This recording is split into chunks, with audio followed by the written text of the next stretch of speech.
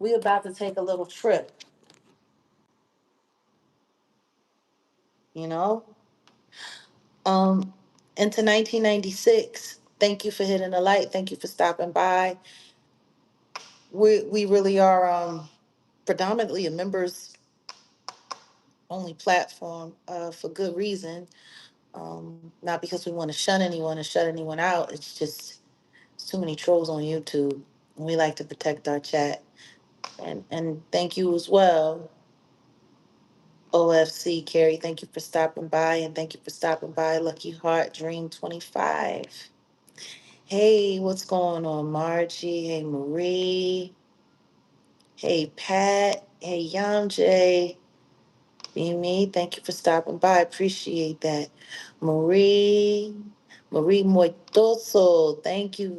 Good to see you. Oh, yeah, the live.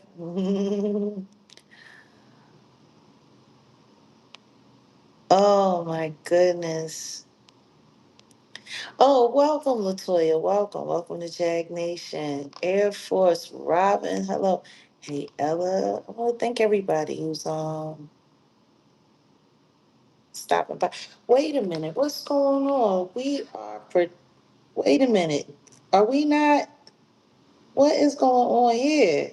This don't look right. Did I forget to put on the members only? Did I forget to do that? Did I forget to do that? That's wild. I forgot to do that. I did I my God. Hold on a second. Am I gonna be able to I don't think I'm gonna be able to oh my goodness. I I forgot. Okay, members. Should I shut down so we can come back? Members only? Because this is a a family thing. Um if the members are okay, you wanna shut it down and come back members only?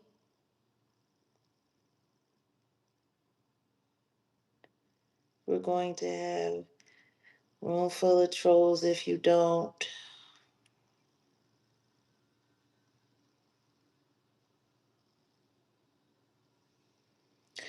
Members only.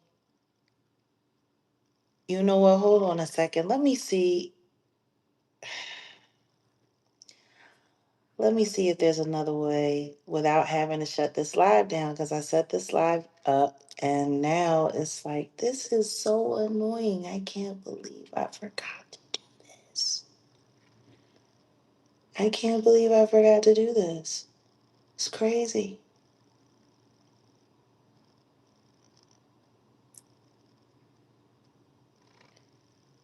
Okay, edit. Here we go. Here we go. Okay.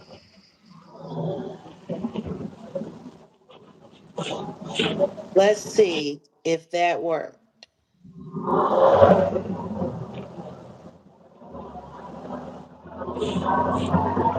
Let's see if that worked.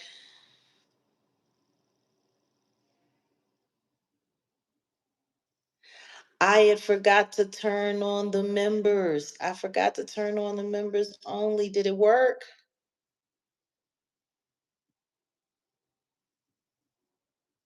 Because otherwise, I'm going to have to shut down and we're going to have to come back. The members wanted members only. Is there any way for you to check and see? Yeah, let me check. Uh,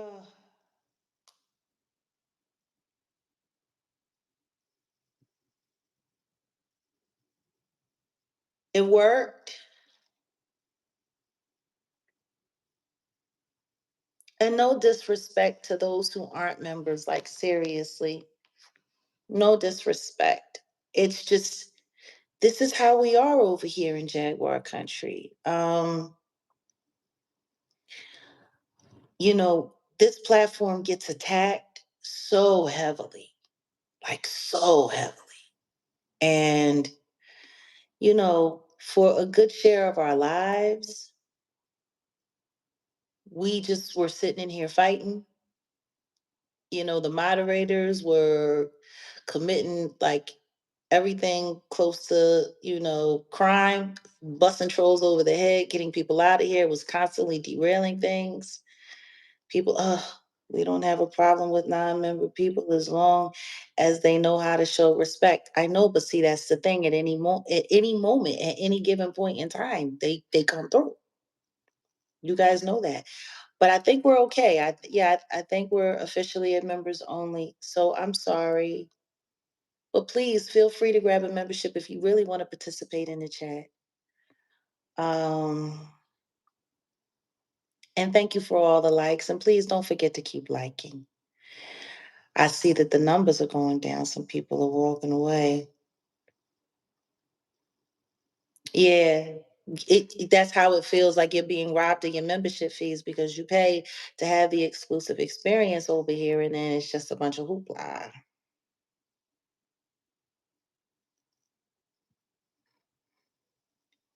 And it's no disrespect. It really isn't. It's what we gotta do.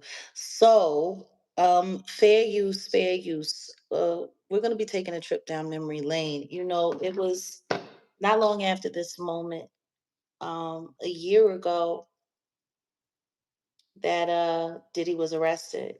Does everybody remember that day? Does everybody remember the day he was arrested? It was interesting because they reported it, but of course there was no footage of it. I practically had to throw a temper tantrum and ask where my perk walk was, and then people, you know, mysteriously the footage appeared.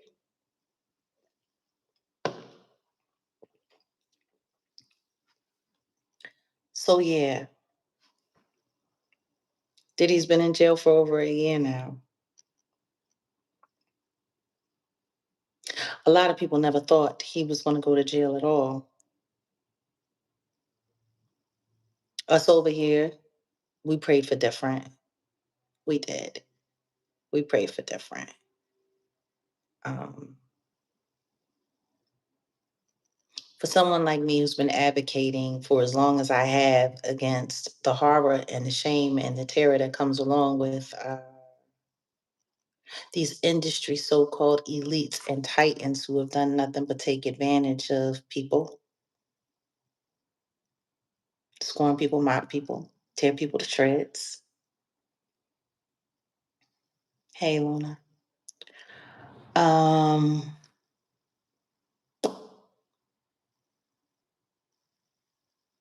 yeah, he needed to be off the streets. I'm not going to be showing a lot of things. We're going to just listen to a couple of things. Fair use for educational commentary and reporting and critical, you know, Fair Use Act 107, 1976, and all of that jazz. Tell me if y'all remember this. You know, the people don't. You know them. I know, but the people don't. Okay, so I'm asking for people. Oh, see, it's got the music. David, let me tell y'all something. What y'all? They thinking I was going to sleep. Oh my God. Wow, he don't go to sleep. That was Carisha and Diddy talking about their illustrious love affair. Hmm. You know, some people may remember me sitting on a blue couch talking about you know, Carisha, please. And it's funny because I remember after Diddy's verdict came in, I seen this strange little, not quite trans boy. I don't think he knew what he wanted to be. And he just sitting there and he looked so musty and he looked so dirty. And hey, Nikki, sorry, Jag, I've been on. Oh no, no. Oh, in the Canary Islands, they're fabulous. Gotta love it over there. Good to see you and welcome back as always. And yeah, Carisha and her golden showers. And he was sitting there, yeah, Carisha girl, yeah, girl, and Jaguar Wright, you can shut up. Cause see, Carisha ain't say nothing, and Carisha ain't stupid like all the rest of them people, and Carisha ain't run her mouth, and she was shut up, and she was this, and she was that, and whoopty woo, and yada yada. And he was praising her for,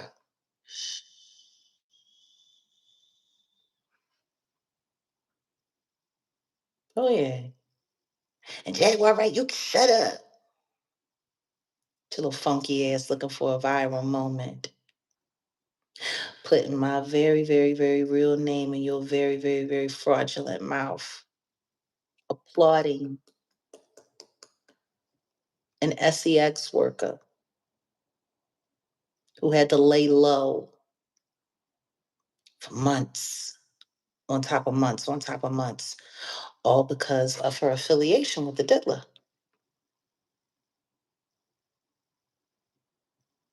Imagine dating someone that it requires you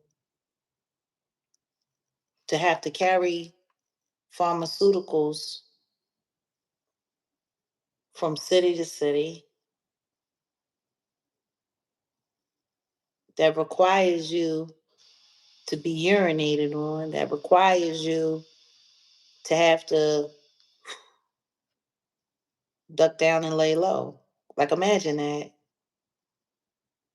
that kind of relationship. Hmm. What are they saying here? What is this foolishness? What is this foolishness? And this is all fair use. I just want to remind people of a few things regarding this relationship. It's my whole career, producing hip hop, but R&B is anywhere, and just any memory would just get me and really break me down. And but as time went on, and I had to deal with the reality, and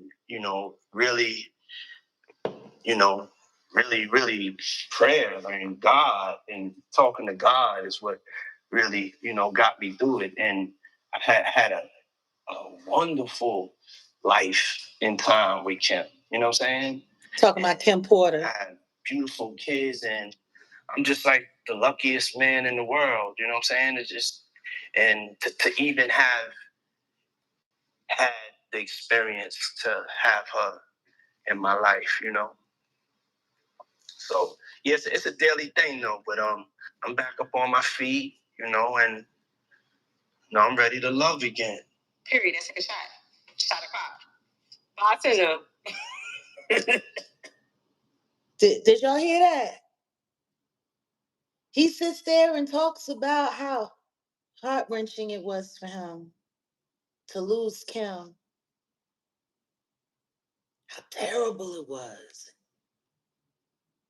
How he had to talk to God and go to God, and now he's finally at it, and the beautiful children he has, and now he's finally at a point where he's ready to love again. And then the next thing you know, here comes ignorant ass Carisha, please. Oh, that's it. Let's take a shot.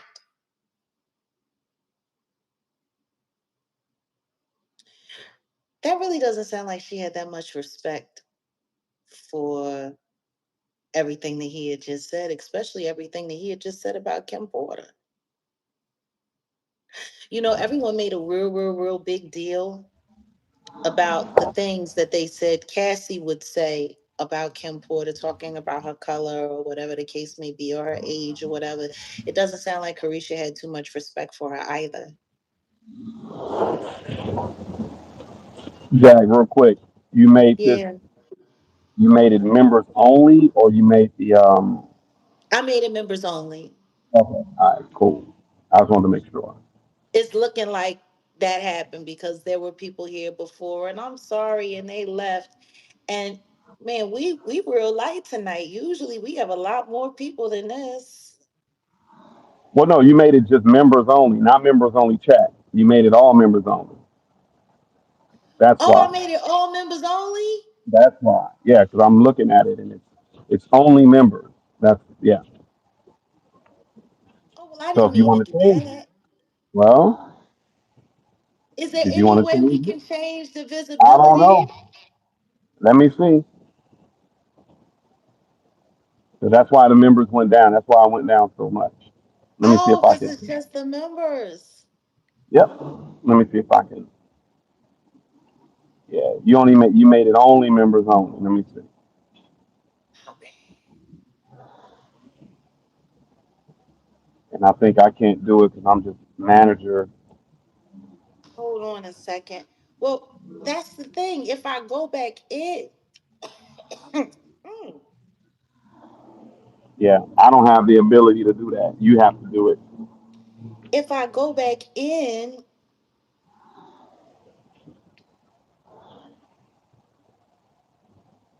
Yeah, because it's only members only. yeah, but then if I Just because I bite the can't set bullet. up the chat for members only. I would Well, literally have to start I will all be. over again. No, don't. Just make it so everybody can see it, and then I'll be in here sniping. Don't trip. Okay, all right. You only made me a manager, or well, let me see. Manage. I can't. Yeah, editor. Oh, I guess if I make myself an editor, can't manage permissions or delete content and view everything. Well, no, I guess I want to stay a manager. Okay, if I do that, if I do that, everyone can see it, but I don't think we can change the chat. Don't worry about it. Don't worry about the chat. All I'll right. take care of it. I'll take care of Okay, the chat. guys, here we go. Here we go. All right. I think we opened up. I think we opened back up again.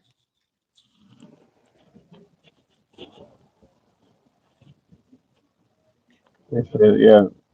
I was trying to the visibility. There's nothing I can do about it. Like usually, I forgot. Oh, here we go. Okay, here we go. Everybody's back in. All right. Hi, y'all. Okay, this is Look, the we rule. point them out. If some trolls in the house, point them out. If there's trolls in this house, if you see one, point them out. We not playing.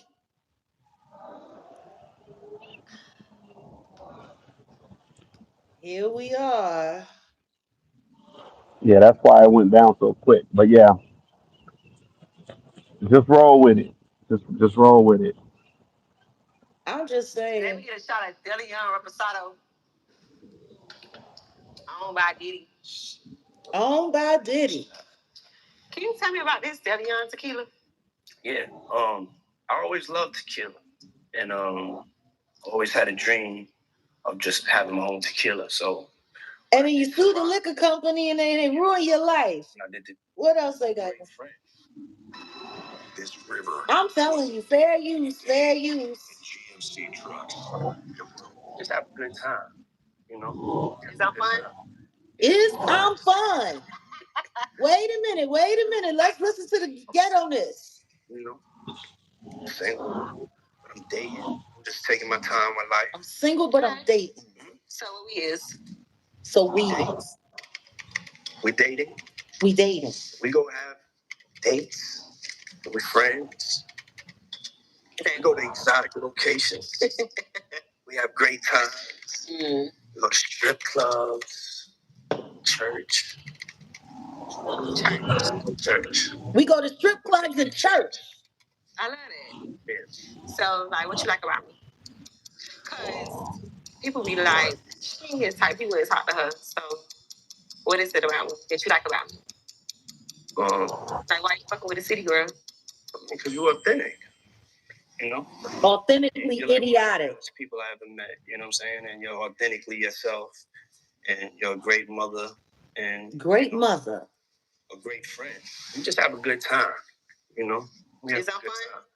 Yeah, you the funnest. Is I'm fun. You the funnest. Young Miami. I'm fun. Young Miami. Is I'm fun? What you like about me? You want to know what I find really interesting? How would he know if she was a great mother? Her kids were never around. Little Rod said that himself. That when they were all over for the family soiree, her children were not invited. How would he know what kind of mother she is? I guess he figured she must be a halfway decent mother, considering that at one point in time he was giving her 500K a month to date him. That's crazy. To date him. 500K a month. Then when times started looking a little shaky and it was looking like the empire was going to be under attack, he had to drop it down to 250K a month, to which she quit. But then she went back and picked them crumbs up.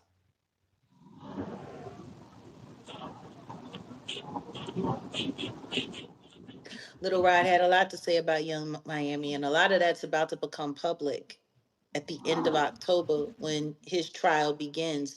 Right now, Anna Kane's trial is in full heat, starting to pick up. I think they're going to get that discovery that they wanted. And meanwhile, Diddy's about to be sentenced on the 3rd of October for being convicted, found guilty. 2 counts of the Mann Act. You want to know what's really interesting? His mother wrote a long letter talking about his mistakes. His mistakes. Did he make mistakes?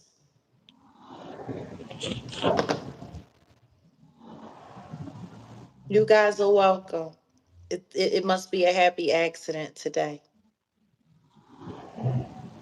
Oh, free Diddy.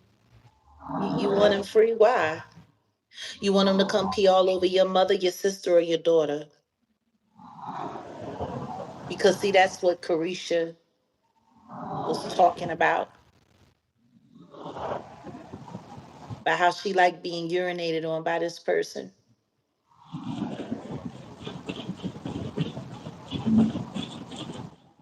Yeah, his mother wrote a letter talking all about his mistakes. Hmm, it's interesting.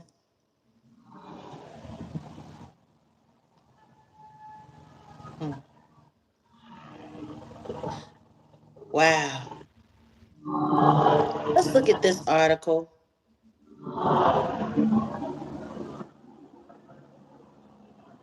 These celebrities want leniency for Diddy's sentencing. Exes, including exes, multiple exes, not ex girlfriend, exes. Exes, including Young Miami. Oh, wow. Dallas, Austin. They should have probably reframed that. And other music industry names have written letters in support of Diddy ahead of his sentencing. See what they said. Let's see what they said. Sean Diddy Combs' family and friends and exes are coming to his defense ahead of his sentencing. Combs' team released letters on Tuesday, September 23rd, in support of the rap mogul. Well, I mean, I don't know if you can call him that anymore. He was never much of a rapper, and it's hard to be a mogul in jail as he awaits sentencing in his federal sex crimes trial. On July 2nd, the embattled music demon was acquitted, and I'm editing. The embattled music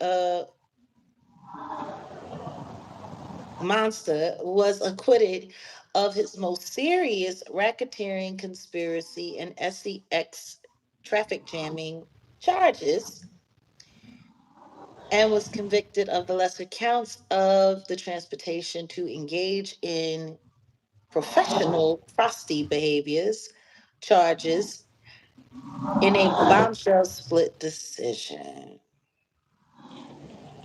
Combs' mother and children, former employees, ex girlfriends, including City Girls rapper Carisha Please, and record producers Dallas Austin and Stevie J, have all issued letters backing the Bad Boy Records founder and requesting leniency from the judge. Let's have a little talk, shall we? All of these letters, and yet none of them wanted to get on the stand as character witnesses? Why not?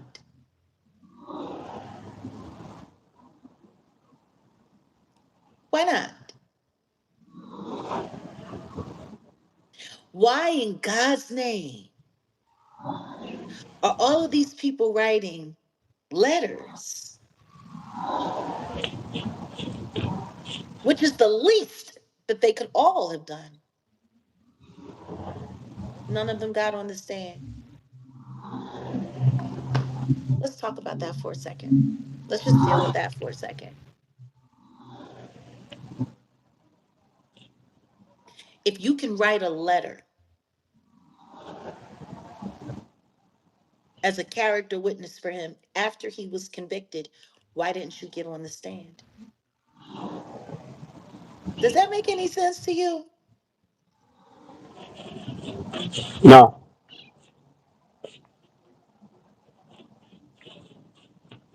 Cross examination? Yeah. Do you know what that would suggest?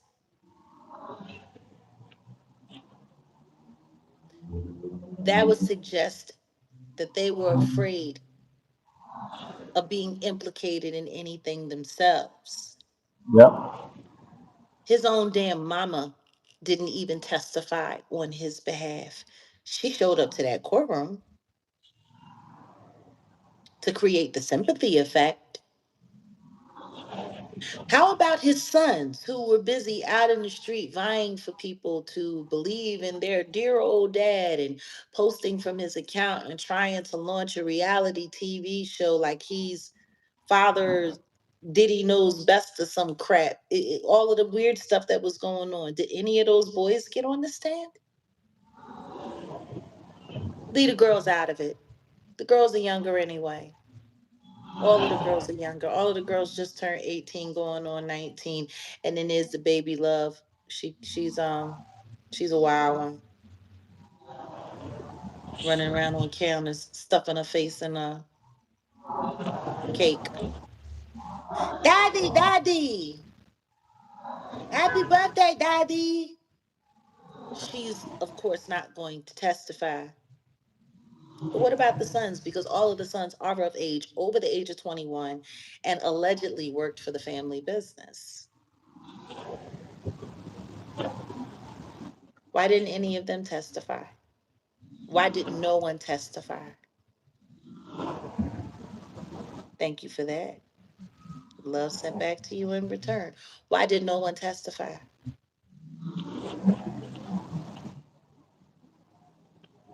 See,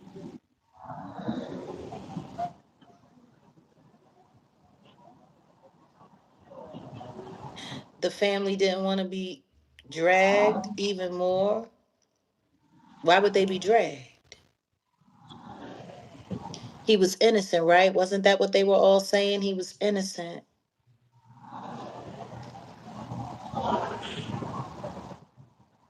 It's funny.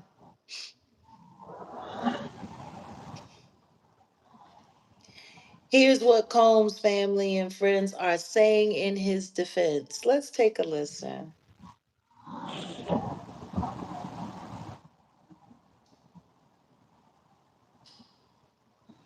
I don't even know if I can read this.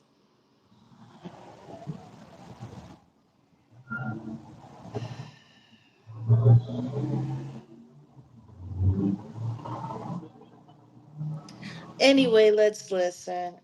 Let's see what this says here. Prosecutors' recommendation is likely to follow. U.S. attorneys have said Combs could face 51 to 63 months in prison under federal sentencing guideline, while the defense says that the same guidelines instead suggest 2 years of sentencing. Yeah, all right. So anyway, which is not true. They're editing in this because the actual notation that came from the probation officer, they didn't read what the probation officer said. They read what was said weeks ago. They didn't read what was recently said from what the probation recommended. They recommended 5 times,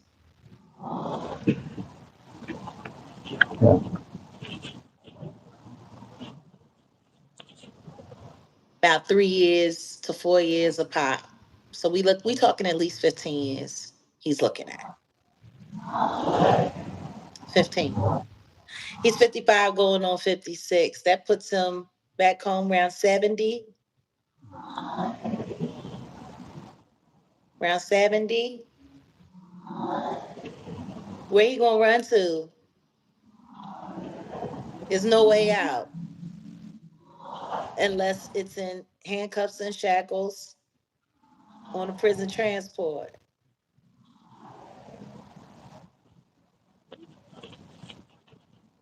Let's listen to what some of these people had to say. Carisha Brown Lee. Is I'm fun? Is Carisha, please. Is so plantation. So plantation. Carisha Brown Lee, known as rapper Young Miami, wrote her a letter in support of Combs after the couple dated from 2021 to 2024. Though she emphasized she cannot speak on or defend anything that may have happened before I met him. She can't speak on, she can't defend anything that happened before her. Okay. She said that the rapper producer is loving, genuine, and motivating. Let me tell you something. Tuned up on Tusi. Y'all heard what I played in the beginning. She said he don't sleep. She be having to tap out sometimes. That's what she said about their intimate life. She has to tap out sometimes. I'm just I'm curious. Motivating. 500,000 or 250,000 a month. I'm sure that's very motivating.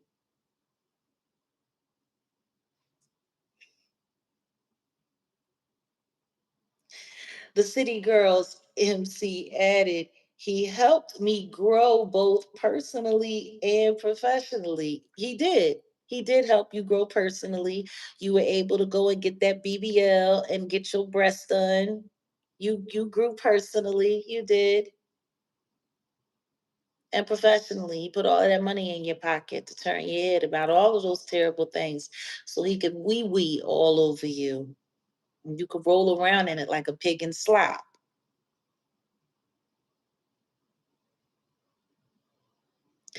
Oh, you got a sweatshirt? Fabulous. I'm glad. Glad to hear it. Glad to hear it.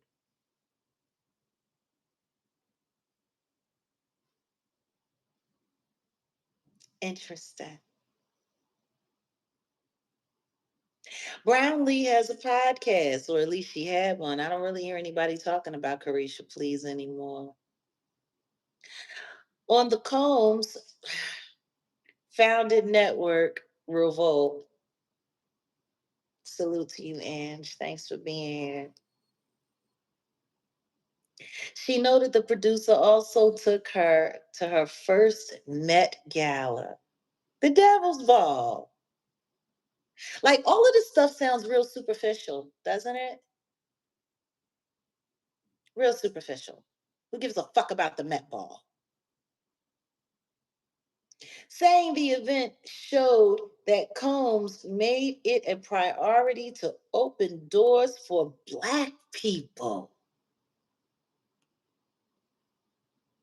Islam, the Met Gala is opening doors for Black people? Or selling your soul to the devil for the highest price so that you can become a gatekeeper and screw over your community and hurt a lot of people. It's look like it's getting busy in here. Mm. To make sure we are seen, heard, and valued in spaces where we've historically been excluded. Islam.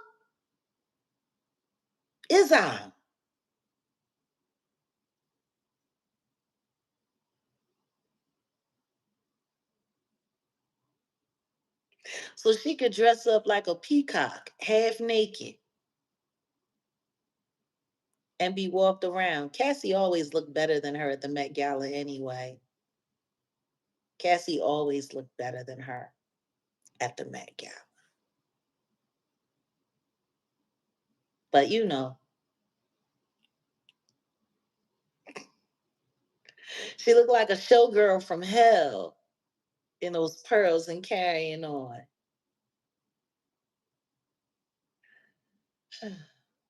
She also cited his generosity, including when the former couple fed the homeless on Thanksgiving in 2022 in the inner work he has done. What inner work?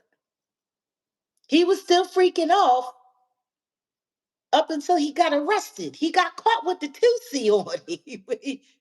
He do with inner work. That's what you call yourself have the inner work. Or having somebody call a bunch of male sex workers so they can plow through another human being. That's the inner work you talking about, Carisha? Mm. Inner work. He is done. He made the choice to check himself into anger management while he was in jail. He didn't start getting counseling until he was in jail.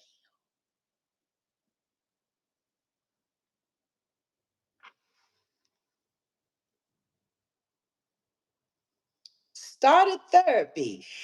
And he committed to physical healing through therapy, she said. that takes strength and humility and self-awareness. As if somebody who likes waddling around in somebody else's pee understands what self-awareness is.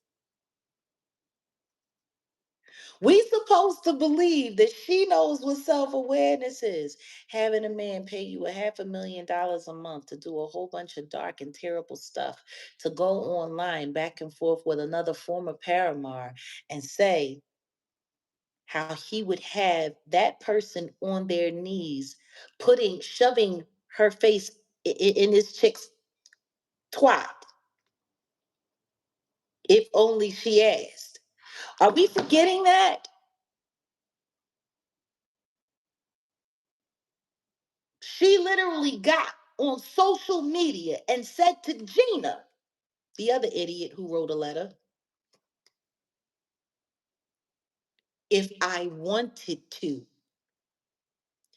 Diddy would have you on your knees eating out my cat. Because that's what you are, Gina. You're an eater.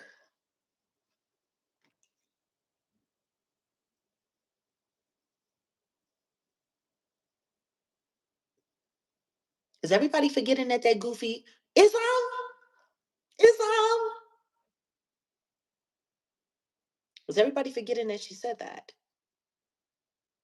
Because that's what she said about another human being, about another woman. Number one, it's very telling that you like women forcefully being forced to put their face in that box from hell that you had between your legs that you call a vag. The simple fact that Diddy was still freaking off. He was freaking off with Cassie. He was freaking off with Jane. He was freaking off with 50 Cent baby mama, and all of them had multiple men running through them while he was watching and filming and recording, and there was all kinds of bodily fluids being rubbed in special places and being sprinkled all over everybody. And we're supposed to believe that he did that with all of the women that came before you and all of the women that came after you, and he never did that with you? He never did that with you? And word on the street was you were a procurer, which is part of the reason why you got paid as much money to date him as you did.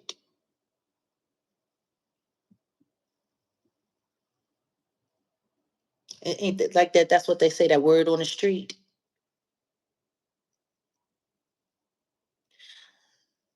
The church, the doors of the church are open. Please hit that like.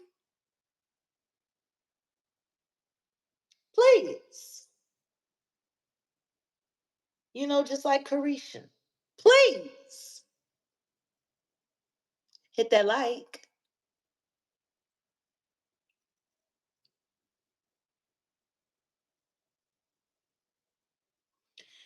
Anybody who would be stupid enough to think that I ever worked for or with that demon or deviant, you out of your mind.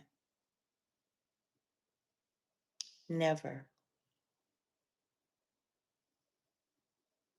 It's just funny that people want that to be the story.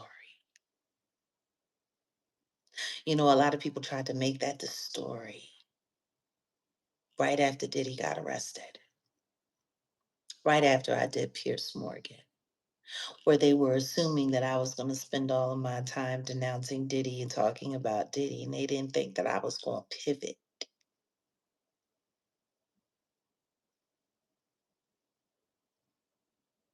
I guess people don't know me as well as or the psychological evaluations that they've had written up about me say they do. I want y'all to think about that. This goofy asshole was sitting here talking about humility and self awareness and inner work. And she was on social media just a few years ago bragging about how Diddy would force another woman to go down on her if only she asked.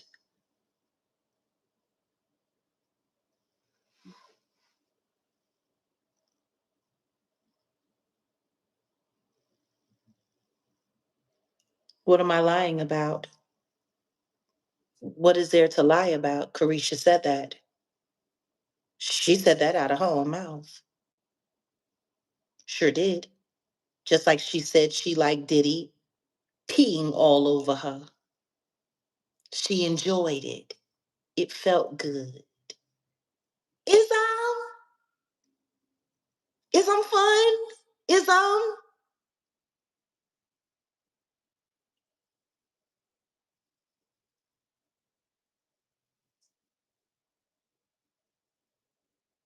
it's wild. We need 500 more likes. See, by the way, guys, this is why we don't have open chat. We allow the lives to be public, to be seen publicly, and some of them we make members only after. But this is why, because it keeps people busy. The chat becomes very provocative, gets the people going. They don't know how to behave. They want to come around here making all kinds of accusations, lobbying all kinds of things, but they don't ever want to seem to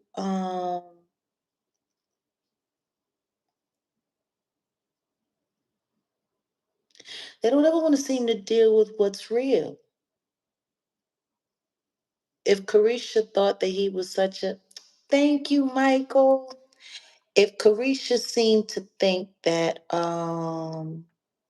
you know, that Diddy deserved a good word, why didn't she give that good word on the stand? Why did everyone in the industry stay away from that trial?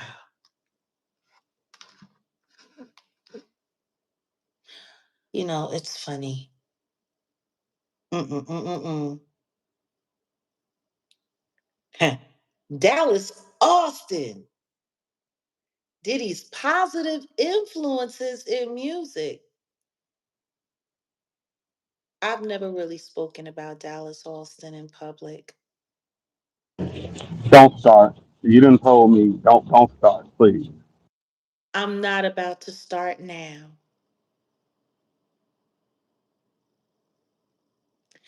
But what I will say is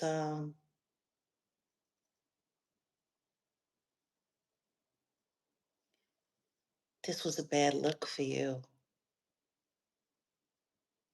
This was a bad look.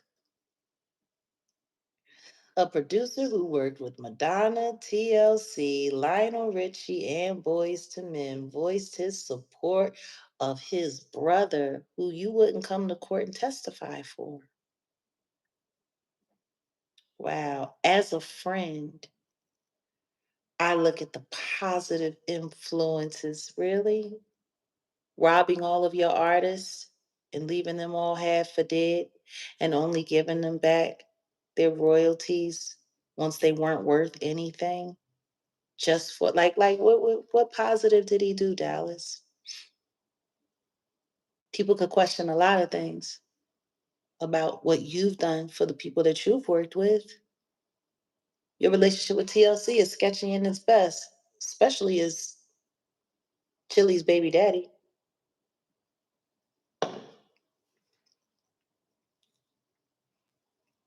Everybody knew Clive Davis was robbing those girls blind. Everybody knew L.A. Reid and Pebbles had no problem with it, but you got paid. Imagine that. You producing for your baby mom's group and they're getting robbed and they're broke, but you got paid. Ooh, Dallas got paid off them TLC projects. He got paid off of those Monica projects while all of those girls were broke.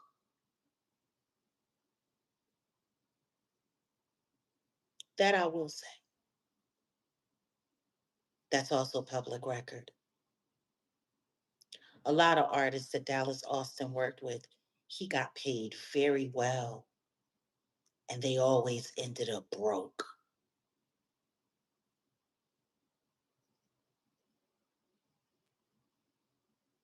But you know, I don't know, maybe you Maybe, the child support made up for it.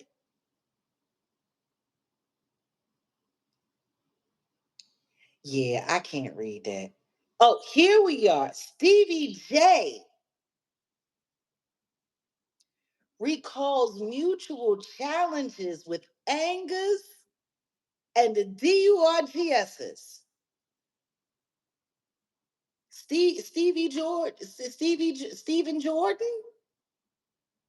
Stephen Jordan used to work with Ed Flynn, if we can call it work. Was it working or was it Illuminati babysitting? I don't know. Stevie Jordan, Stevie J, who ushered Eve into her first humiliation ritual where he had her on camera, where he was beating the crap out of her vag with a dildo that was this long and this big. Okay?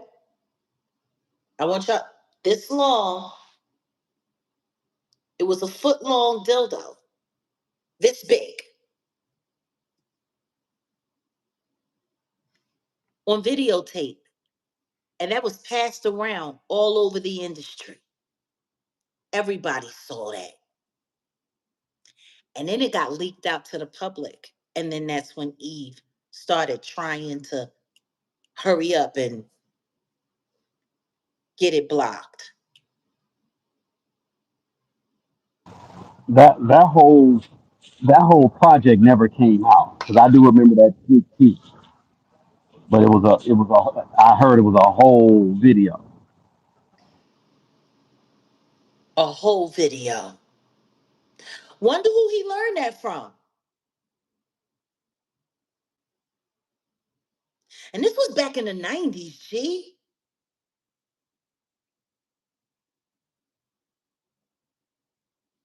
He sat there and whack-a-doodle dude all off in her little vagina, her little vajayjay, smutted her out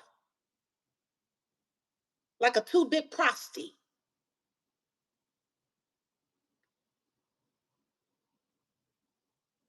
Them in they matching clothes. They was wearing matching clothes just like R. Kelly and Aaliyah was.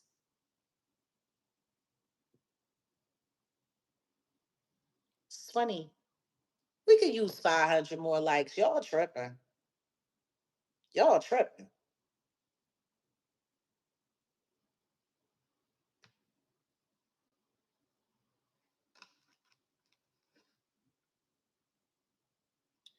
I don't know if I would say he's controlling the industry still from behind the scenes, but his influence and see his knowledge of everything that he knows. Like, I think people are forgetting he's got enough dirt on everybody to make sure that they end up in the pin pin with him. Maybe that's what all of that business was with R. Kelly and Tory Lanez was about. Maybe somebody wanted to remind the diddler how easy it is to get people touched in jail. There's nobody paying attention to that.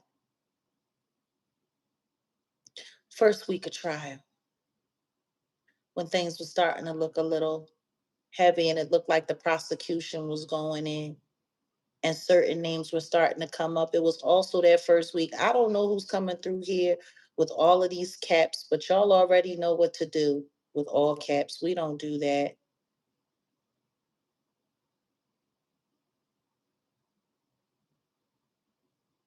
We don't do all caps in this chat.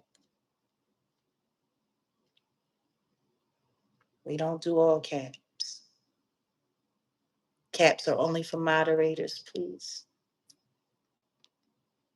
But thank you for the kind words.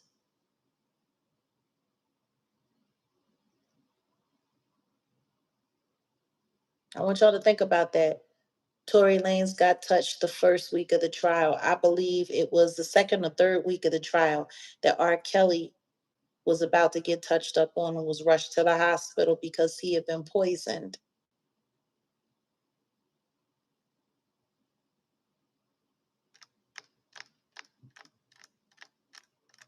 Or are we all forgetting about that? Maybe there was somebody, and it's funny because I can think of somebody who had the ability to get that done.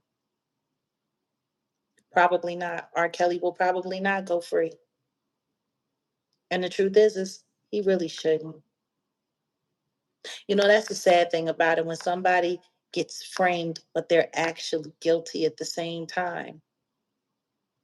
It would have been great if he could have just been prosecuted for things that he should have been prosecuted for a long time ago. He should have been hauled in front of a court and put in jail for what he did to Aaliyah when he went he made the pee pee in the little girl's face when she was 13 years old and she finally didn't tell the truth about it until she was in her 30s.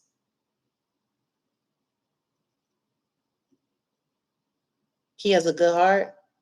Do you want to know what someone recently told me who used to sing background for him? Spoiler alert, whatever good feelings you have about R. Kelly, they might change after I tell you. This person was someone who worked with R. Kelly as a background singer, worked with R. Kelly very closely, knew him very well from Chicago. And after that trial, that first trial that he beat, they told him, God looked out for you on this one. God spared you on this one. Stop all of this crazy behavior. Stop doing this. Let this go. And guess what he said Robert Kelly's response was to him? God didn't do nothing for me. My money got me out of trouble. Am I lying? Oda, I know who you're talking about. I didn't hear that part, but um, you if you remember say when God did, when we was no, I having don't. that conversation? No, but I wasn't listening. Oh, I'm you just saying weren't listening. I know who you're talking about though. I remember when the conversation. I remember, but I'm saying yeah. If he you see how arrogance, pride That comes before the conversation, fall. you know what? Maybe you didn't hear what was said because you were off from. Sometimes you would get up and walk away. But can you at least verify that that conversation was had in the Oh no no no last no. what? I mean I literally could call him up right now if I wanted to. Yeah, I know that yeah, that happened. Jag talked to someone who sung background not long ago. And yeah, I was there. That happened. And I know he y'all said had a that's what conversation. Robert Kelly said to him, that God didn't do nothing for him, that his money got him off. Thank you for acknowledging my artistry. Appreciate that. So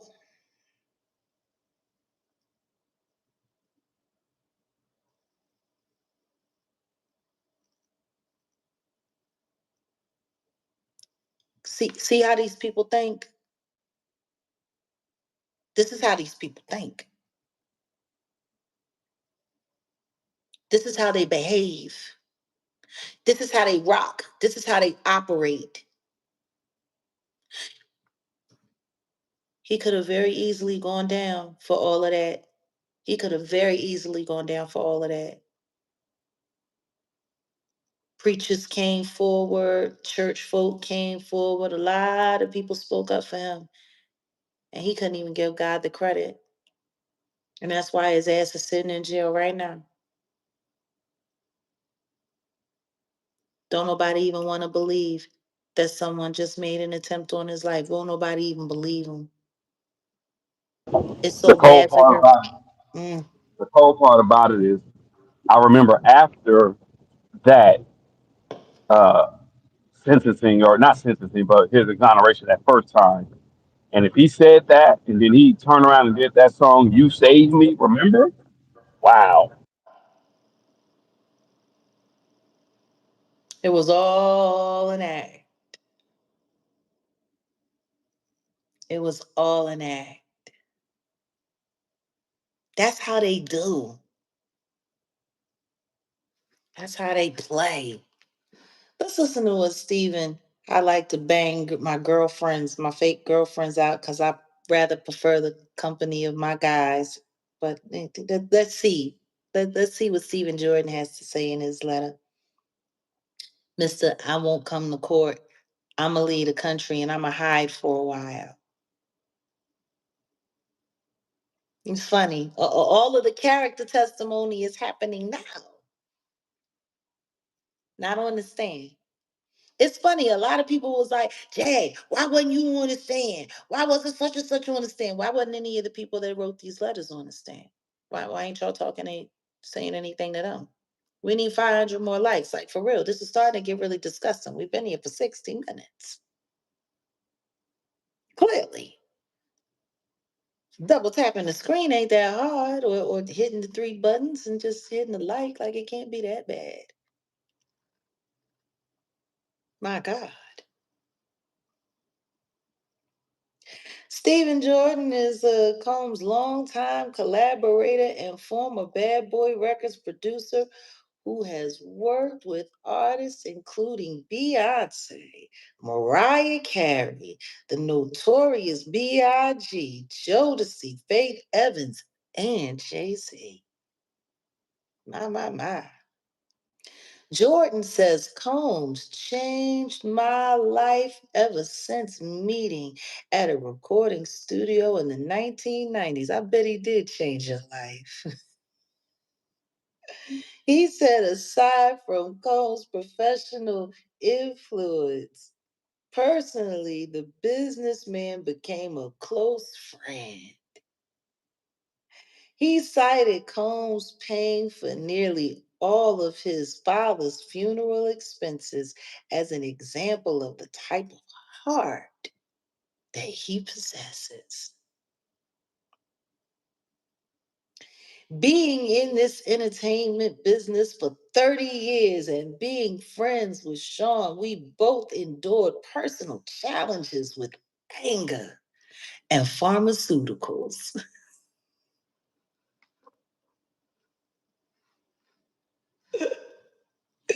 Yo, oh, he continued, I'm proud of Sean. Now that's funny that he would say, I'm proud of Sean, because Diddy said it himself that the only two people that were allowed to call him Sean was his mama and Jay-Z. That's what Diddy said himself. The only two people that are allowed to call him Sean are Janice and his other friend named Sean. Mm. I mean, I guess he in jail. Ain't nothing he can do about it now. I'm proud of Sean. I've read in the press that he's clean and sober and also taking anger management therapy in jail to become a better person, because we all fall short as long as we correct ourselves and never revert to our old ways. Amen. I can't read anymore.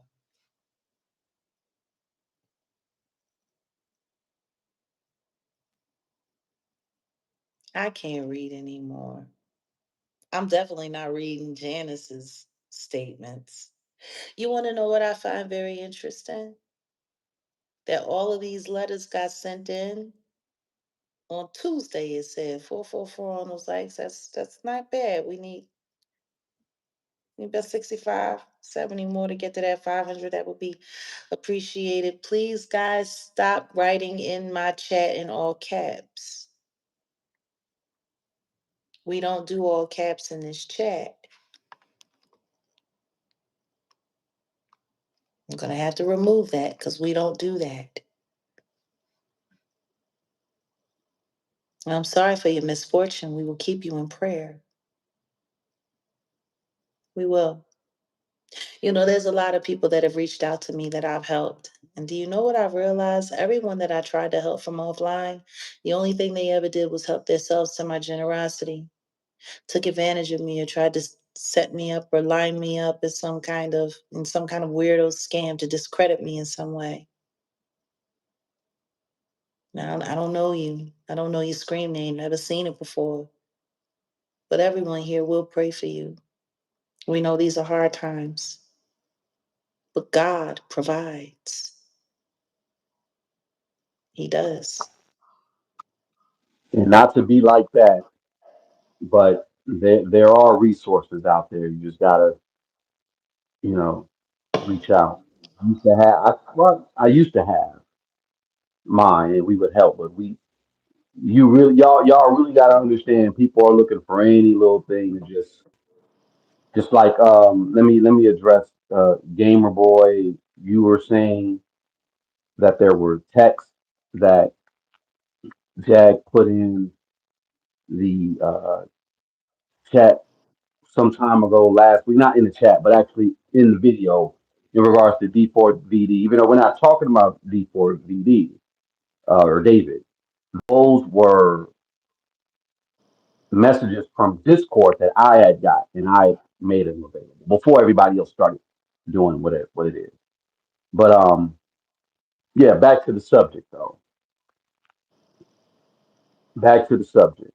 Everybody like blaming me for everything, don't they? As long as I get to use my name. Isn't that interesting?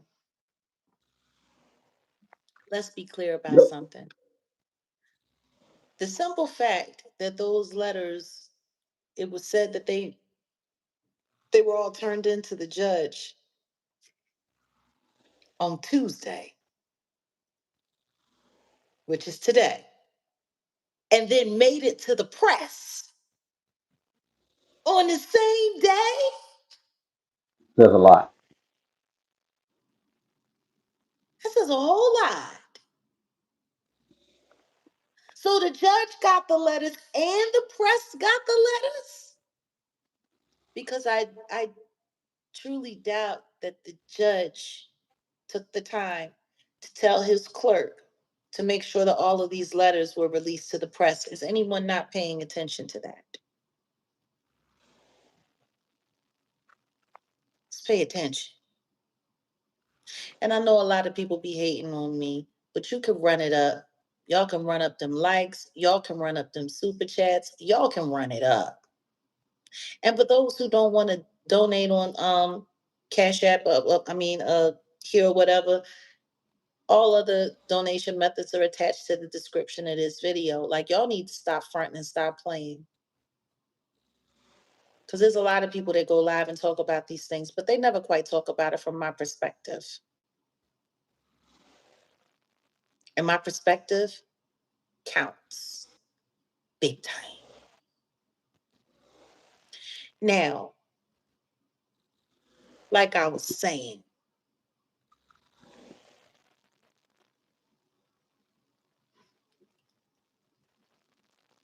why were these letters released to the press? Hmm? Especially considering who the letters came from.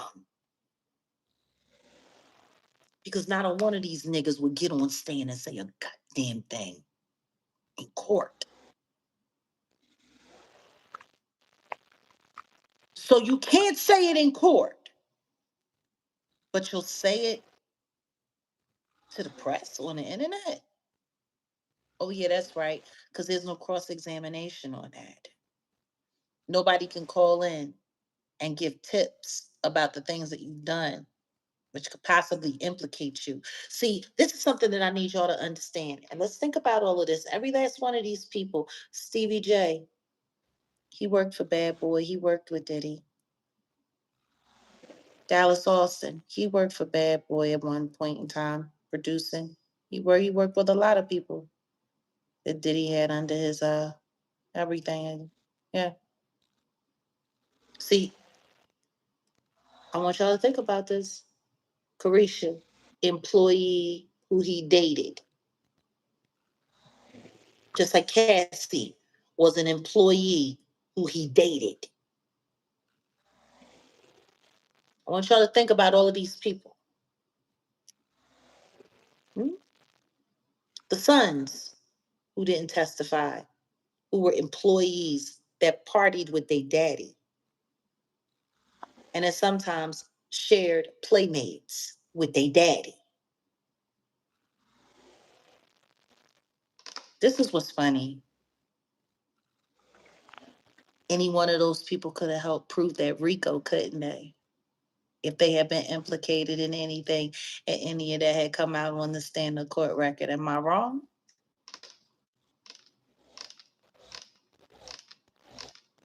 I find it very funny. If any of those people could have been implicated in any of the things that they did along with the diddler, and any of that came out in court record, that could have helped prove the RICO, or in the least, the SEX traffic jamming charges. Are y'all following me? Yeah, we'll free Diddy in the crack of your mother's ass. Get the fuck out of here. We'll let him loose in your mama's asshole. That's what we gonna do. It shouldn't hurt from what they said. It's like having an enema.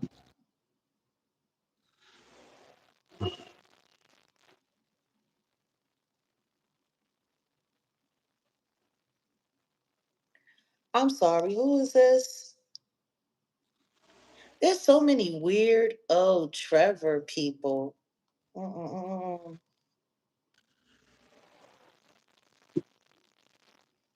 Mm-mm-mm-mm. Speaking of Rico, I want y'all to think about that. Every last one of these people that's willing to give character testimony now wasn't willing to do it on the stand, but every last one of them could have been implicated in something that happened with the diddler that could have helped prove that Rico. I find it funny.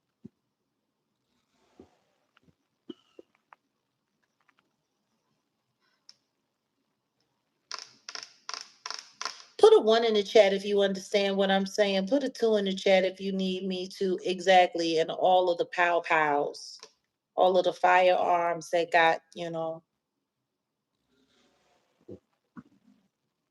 all of that stuff. That raid.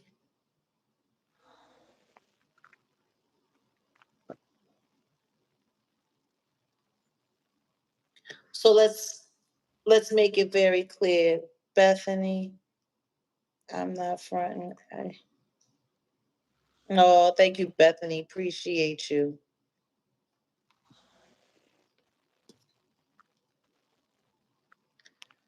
So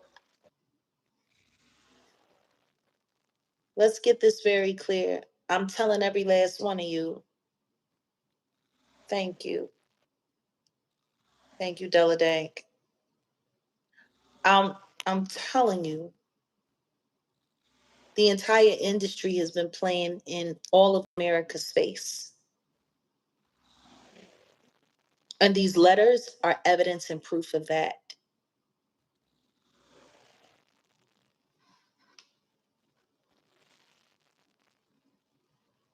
All of these letters are proof of that.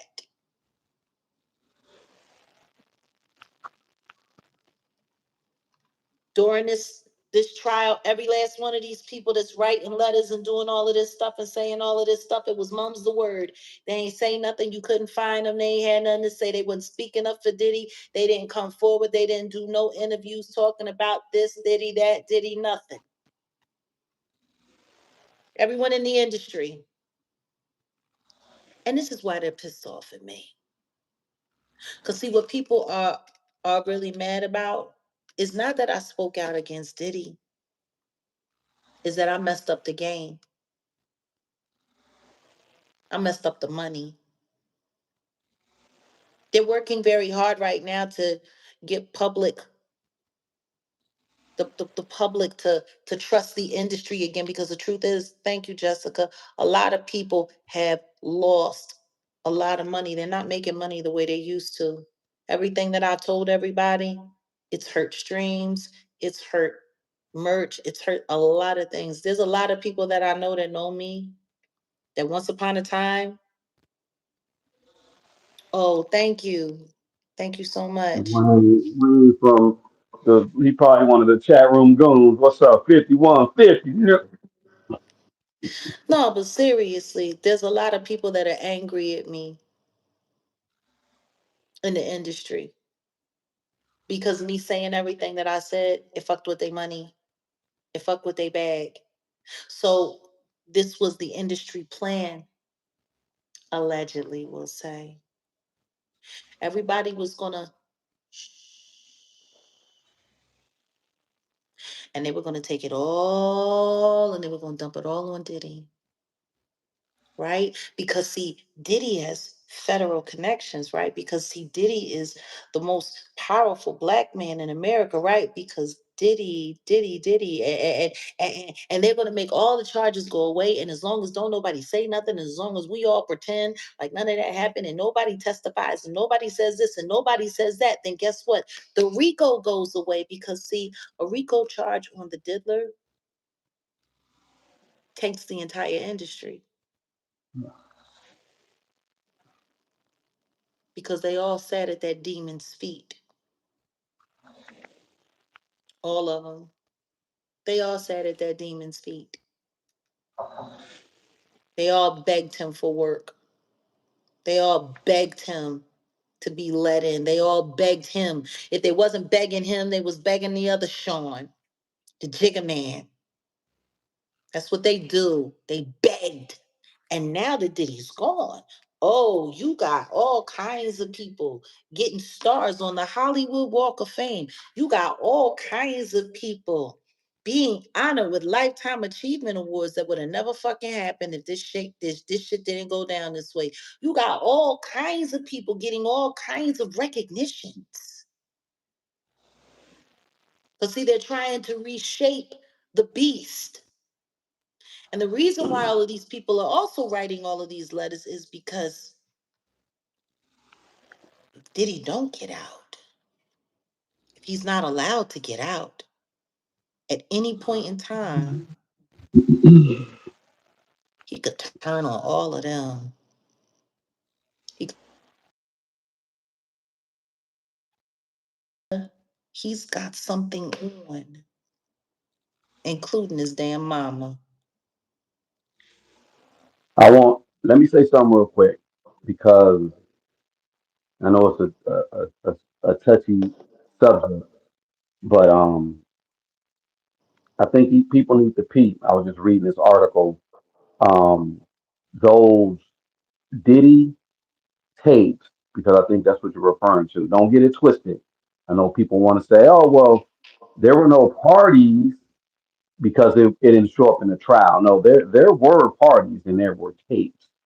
All those tapes were confiscated, and trust me, the proper authorities know who's on them. Diddy knows who's on them. It's just going to be a little bit of a slippery situation because, like you say, he can flip, he can turn. Like people that are not really endorsing him, and he sees it. He's paying attention. Trust me, he's paying attention. Just like his boy that denounced him. He's I know he's looking. So my guess is this.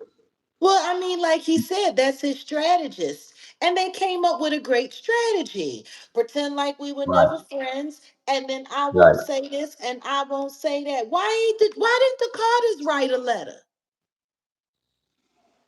Because the truth is, they said that they wasn't close friends, but they haven't denounced anything that he's done either. They haven't spoken out against any of his abuses, any of the things that he's done after all of the times they've been around each other, working together, doing stuff together. Like you telling me they didn't say anything. They've never said one freaking thing. Stop it. I don't think it's gonna happen soon, but I think that connection, the bosom buddies, um, it's gonna come out. I think people, Notice, no, but I mean, notice who the Jigga Man has gone after. All of the witnesses that came out fingering him with Diddy in some way, shape, or form. Those are the people that he's come after. And they came right? with everything that they had. Tell me something. Why would a witness against Diddy matter to the Jigga Man if he had nothing to do with it at all? Like that's Well, the I'm gonna one start. thing that's tripping me out that ain't nobody talking about. Go ahead. I'm gonna treat this thing like an onion, and I'm gonna start peeling back the layers because wait till I drop this next week about a situation they tried to get you involved in, and how I'm able to figure out some stuff in the backdrop. Like, oh, you start putting two and two together. Yeah, yeah. He went after the people that had cases that were including him, and yeah, it's heavy, y'all. It's heavy. I just think sometimes you just gotta let stuff reveal itself and let time, like you say, your receipts is what? Time and what? Time and reality. Right. So that's why what I want to say, I'm just holding back, but I'm gonna start peeling back the layers on a few things because I think people are gonna start figuring it out. And yeah, yeah.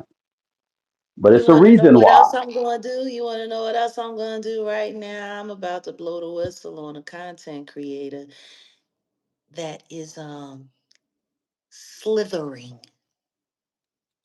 through these internet streets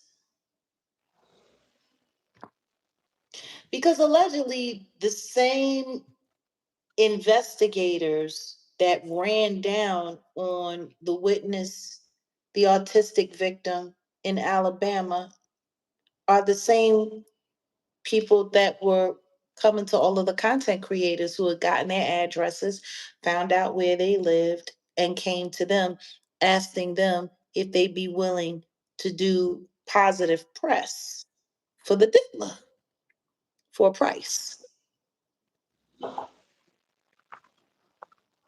Do y'all remember that? Last fall, the Yep. word went out in the street that there were investigators that were tracking down content creators, gotten their addresses, went to their homes. Now, people weren't sure if it was real or if it was just, you know, hyperbole, except for one content creator. He actually got them on camera. And it was interesting how he played it. First he played it like he was a little alarmed, and then there was some banter. But I mean, he is supposed to be a comedian, so I guess he was trying to play it off as funny. But do you want to know the one thing that I noticed that I don't think anybody else noticed? Number one, he was pro Diddy. He was playing like he wasn't. But then he pretended like as the trial went along the evidence wasn't adding up, like he did a really good job playing the game.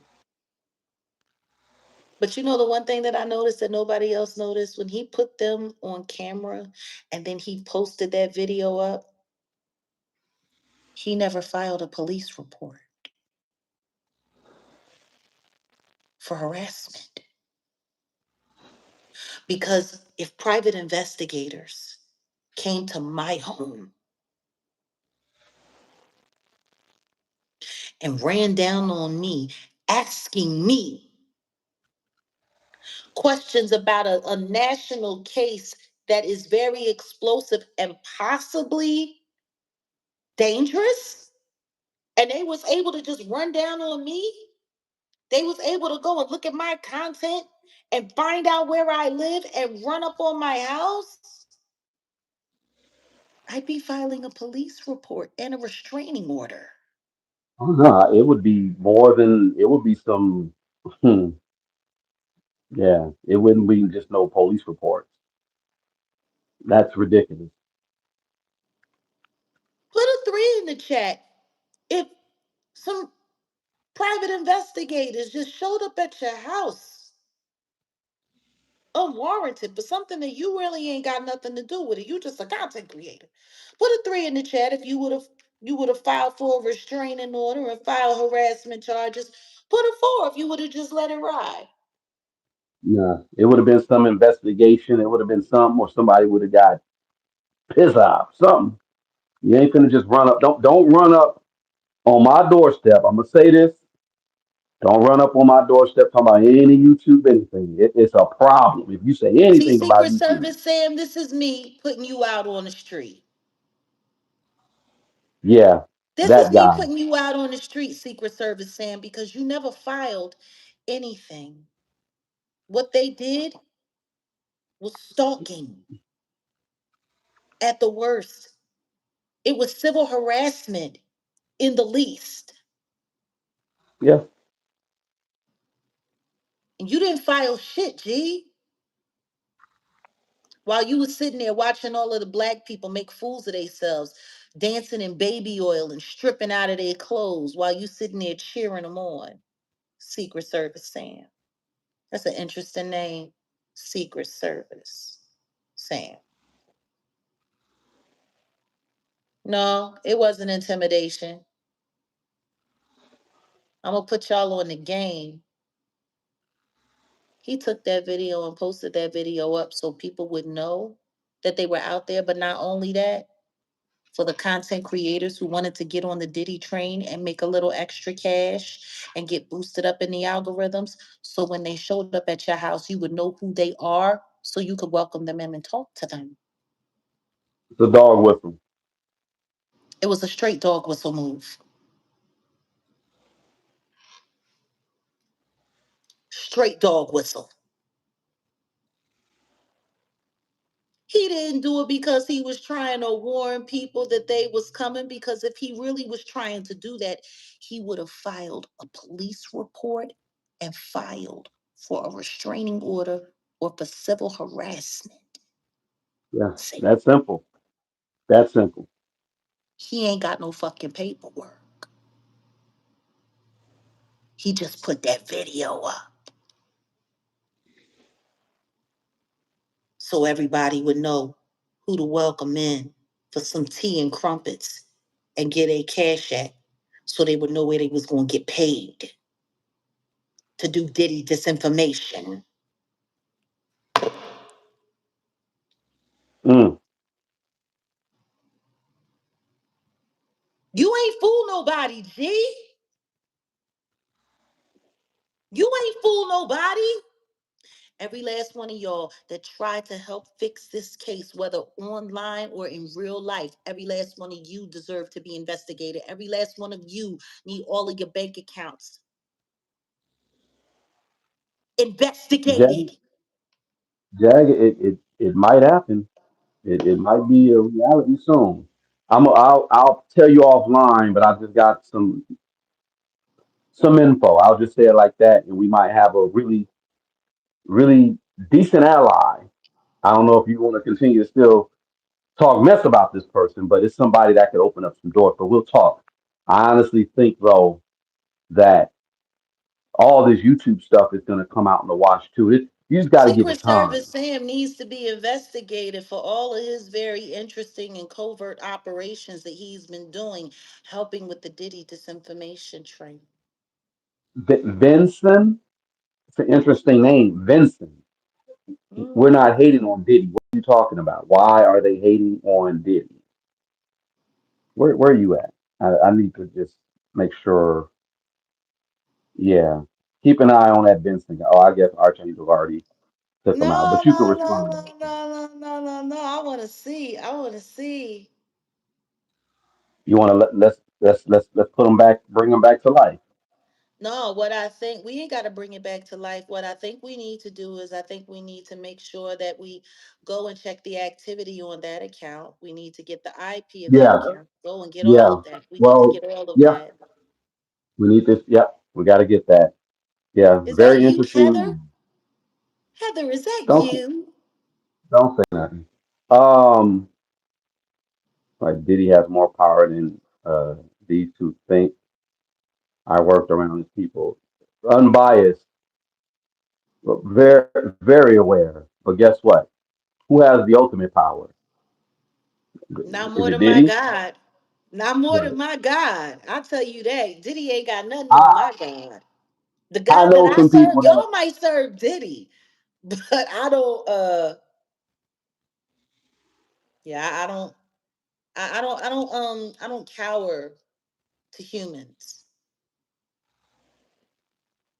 I don't. And that's exactly what this dude is. He ain't nothing but a human being. He's a human being that dibbled and dabbled in a lot of dark stuff, including dark magic, allegedly.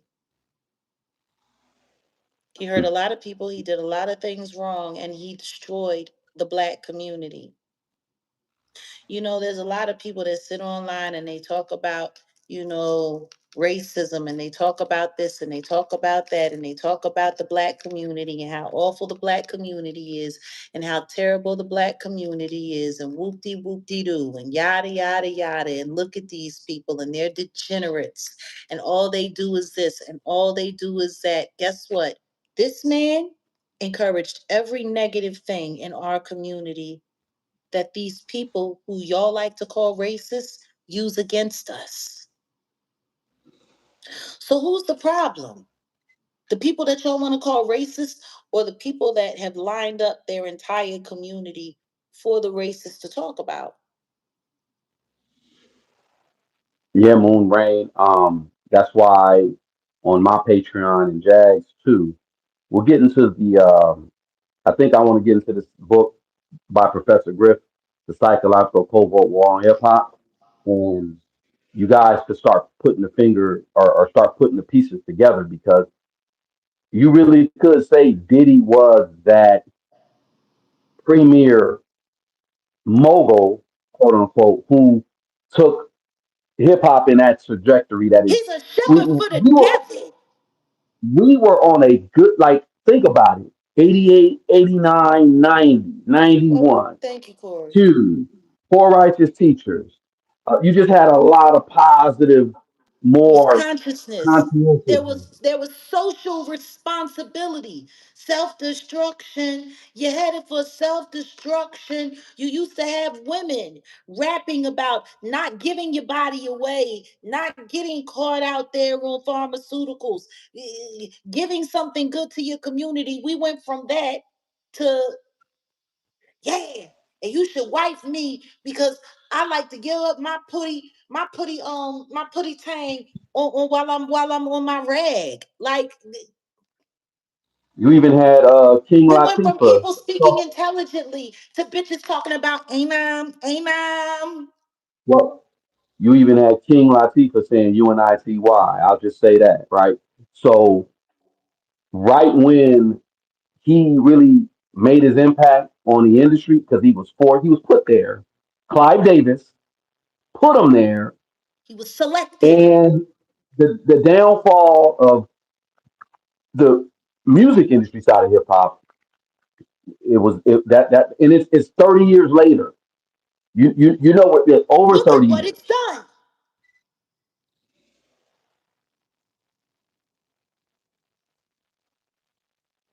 We went from who's hot, who's not. Tell me who's sell out in the store. We went from Tupac and Biggie and Yeah, he said Clive Davis is small fry. Yeah, unbiased. In fact, what I'm going to do is when I start doing hold on, the hold on, hold on. They covert, say Clive the Davis is covert what? war, everybody, the psychological covert war on hip hop is a must read. That look, hold on. Are you kidding me? because he's not a small fry.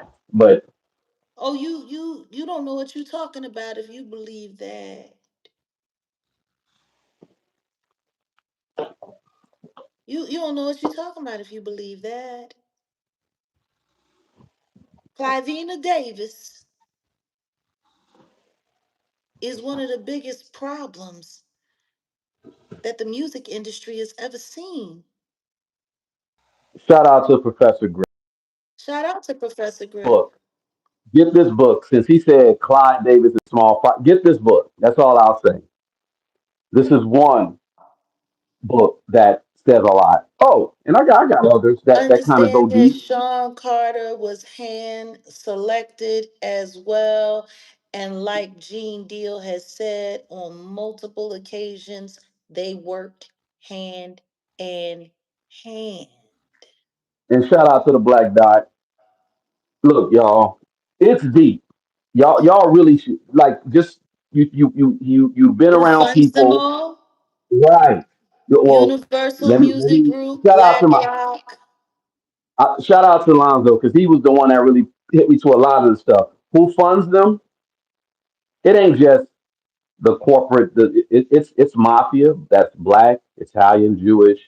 Come on, but I'm This not is gonna go too big deep. business and it goes so much bigger than people want to give it. But they have their gatekeepers, they have their guardians, and then they come in and they pick their gatekeepers and they have their guardians, and then they choose their underbosses and their little evildoers. I really don't think people get it. Has nobody bothered to ask why Cardi B loves black eggplant, but she don't like black women?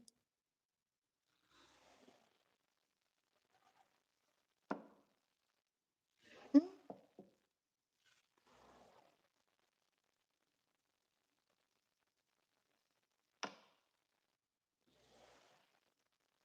Why does nobody want to pay attention to what's right there in front of your face?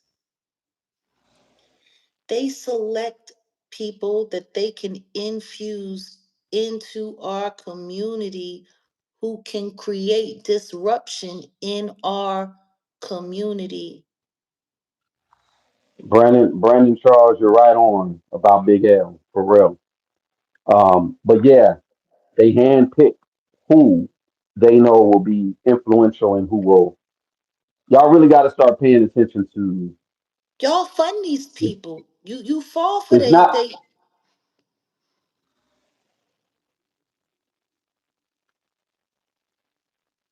go ahead. No. All I was gonna say is, because they're talking about Cardi B. It's not just them, the people they put in the front, and the people that they show that are behind them. It is deeper. We're not saying that it's not deeper, but to say that people like Clive Davis and Ra's al Ghul,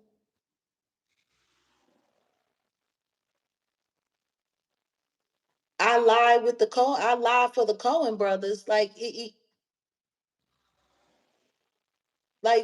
y'all don't think that these people aren't agents of chaos, then I don't know what to tell you.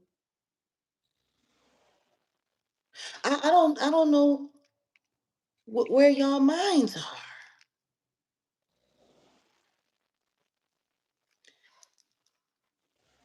Understand this. Most of the people that you see make it to the top are there to work an agenda. Yeah, yeah, You want to know what's really sad? All of the idiots who actually believe that that girl, that Cardi girl, who couldn't even sell 100,000 units, and she's not going to sell 100,000 physical units in her first week. It's not going to happen. Maybe 75. Half of y'all are stupid thinking that streams count for something, but also let's also look into consideration that none of the songs on her album are trending on Spotify worldwide at Didn't all. start on Spotify. The reason why she added WAP and Up is because it was already They were already platinum, platinum. and that's why the album. She no, but see, no, because that's not it. That's not even it. She put platinum songs on the album so that they could claim that the album is platinum. Why is everyone having such a hard time acknowledging it?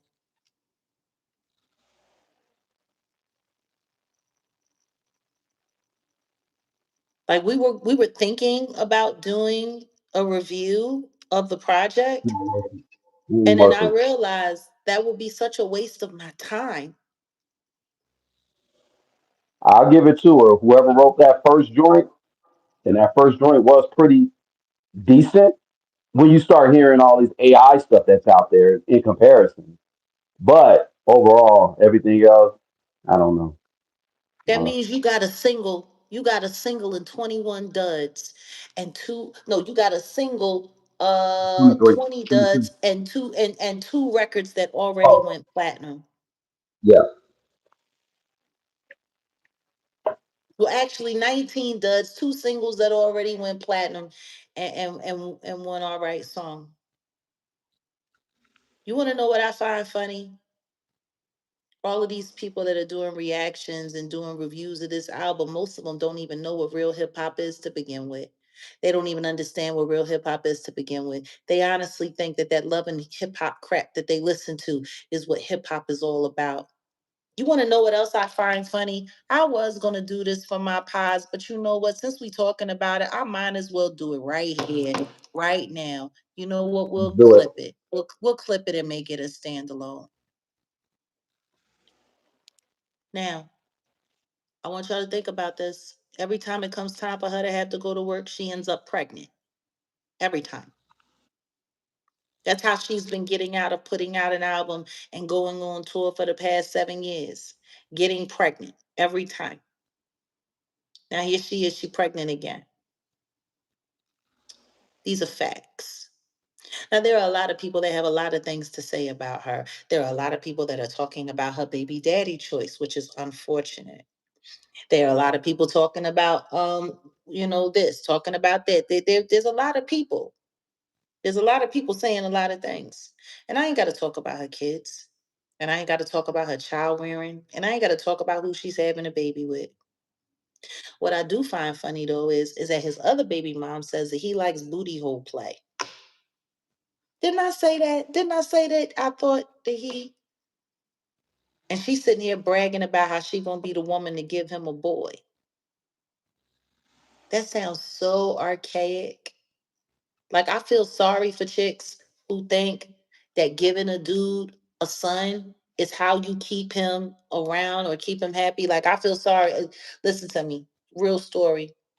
One of my aunts, one of my mother's sisters, we call her fifth because she pleaded the fifth in marriage counseling because she couldn't tell the truth to her husband or to the therapist.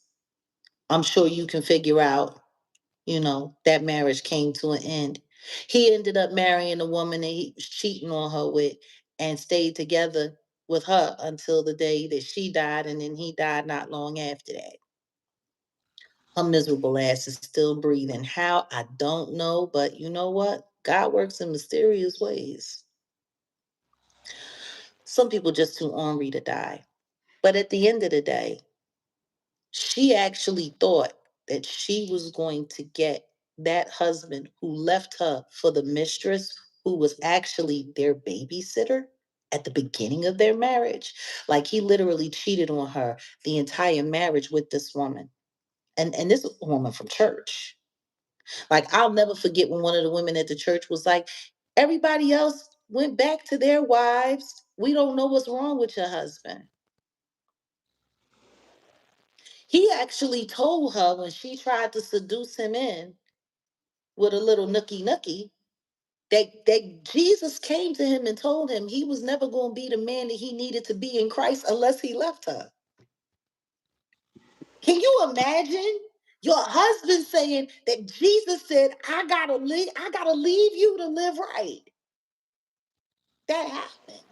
Real rap. She had 3 kids with that man. She had 2 daughters first, and then she ended up having a son. And guess what? She named him after him, and she thought that that was going to mean something. That was going to mean something. Guess what? That boy wasn't even 3 years old when he left her for the woman that he had been cheating on her with the entire relationship.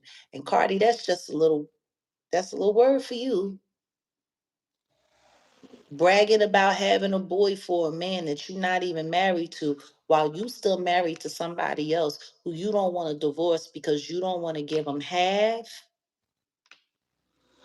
Give them half. Be free. Give them half. It's kind of stingy, honestly, in my opinion, because the Migos made you.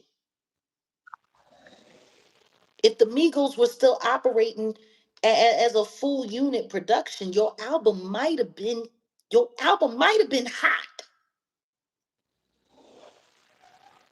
Because I think everybody's forgetting it was the Migos that made her. That Bodak Yellow and all of that, that was them. It wasn't her. It was never her. But now Takeoff, who was the brains of, the lyricism and the writing and all of that stuff, he's gone. Rest in peace. Offset is offset. Off the, he off the He set. all the way off the set. And Quavo, who knows? He's like the Tito Jackson. Do No we really want to disrespect talk to Tito. about No disrespect to it? Tito. But he for real.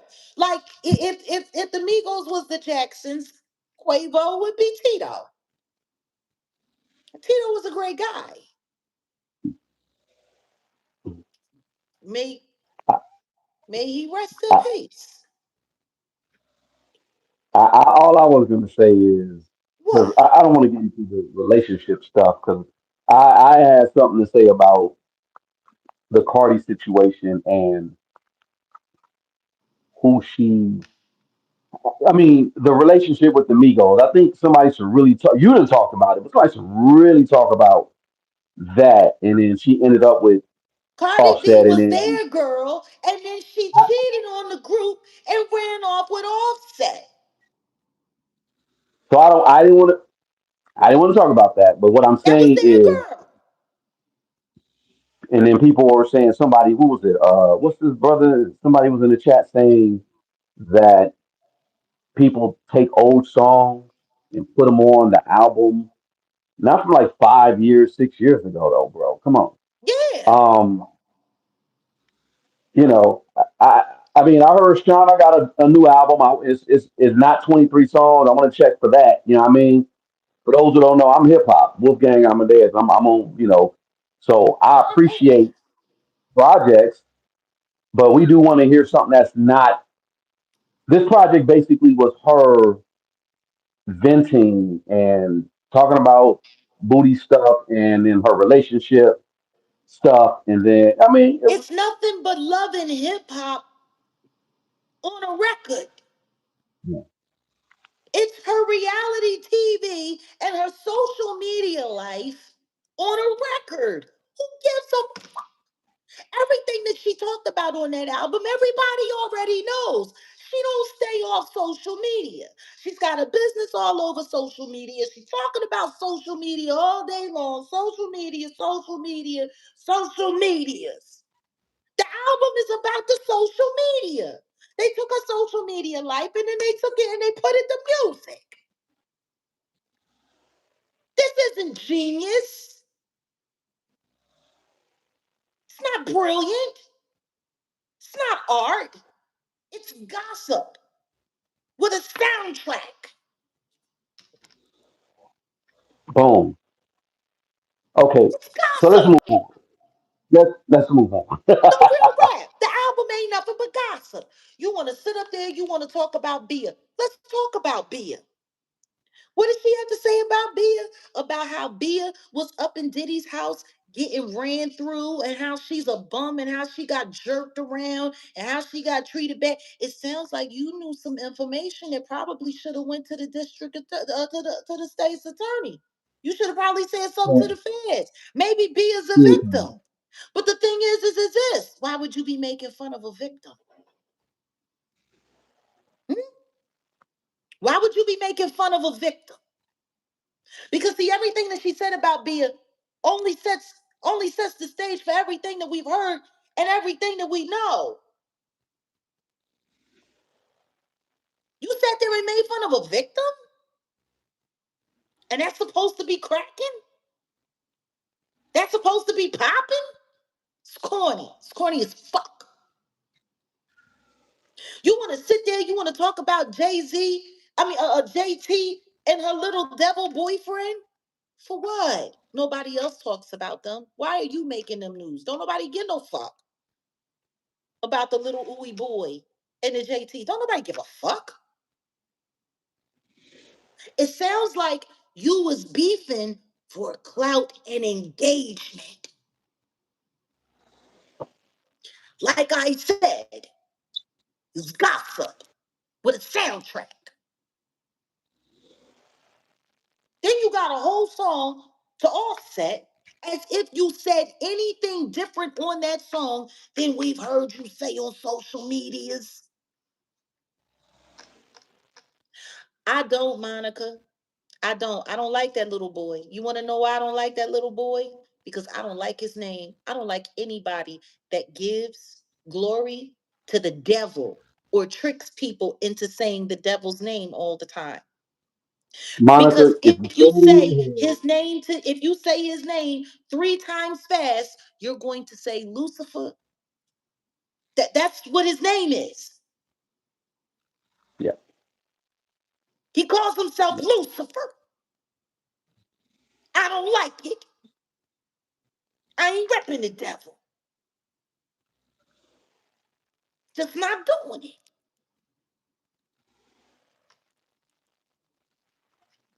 Yep. Think See about what that's you that's that's how clever they've gotten. That's how clever they've gotten into turning y'all into devil worshippers. They've turned you all into devil worshippers. Look at this boy, David. Look at what this.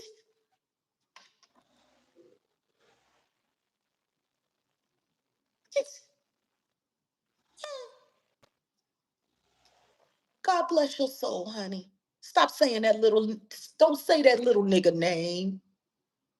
Pretend it's Candyman and be afraid of what happens when you go to sleep at night. Like, for real, start treating these people like the demons they are. This is the issue that I got above all things with this whole Cardi B rollout.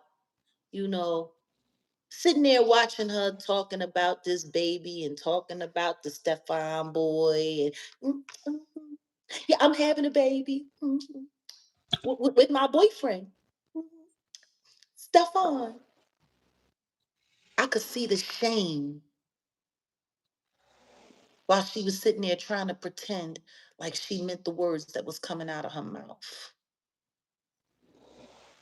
And I don't even understand why anybody takes any interview that Gayle King does seriously after that Megan Thee Stallion foolishness, after that R. Kelly foolishness, after that sham of an interview that she did with Jay-Z, where she sat down there with him and didn't ask him any real questions about his career or his life. Nothing. Honestly, I truly think that people should start taking it into consideration and under advisement that anybody who's sitting with Gayle King is lying their fucking asses off.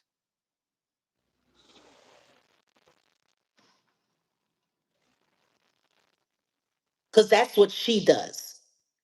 She interviews liars and tries to edify liars.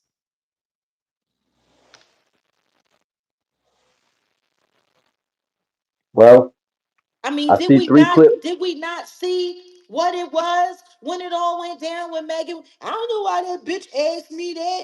Yeah, I fucking lied. What's She funny is actually this. said that. What's funny is this. She called Gayle King a bitch. And then she admitted she lied Yeah, and didn't have to apologize, right? So Snoop had to. Snoop called her a funky dog head bitch, right? And then he yeah, but had to Snoop admit has to it. apologize, but Meg didn't. I guess Wow. people are more afraid of Rock Nation than we give Rock Nation credit for people being afraid. So let's be clear. This is my real issue with all of this. If I were to have an issue, before she decided to become the wife of a whore, and she knew he was a whore before she married him, before she decided to have three babies with a whore, which she knew was a whore before she married him, while she sat there and complained about his propensity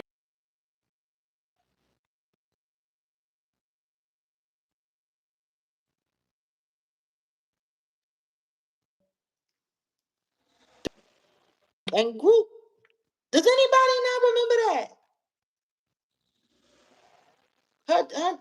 Cause Cardi used to always brag when she first when at the beginning of that marriage about how she liked, you know, having the SCX with Jag, women and the Jag, partying, Jag. just like the You really, Tiana Taylor.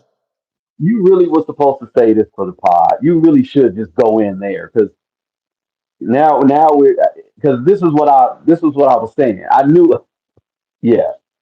Please say the rest for the pod because I think people still want to hear it because you're hitting on all cylinders. You get what I'm saying? No, that's why Um. I said we're gonna cut this part out.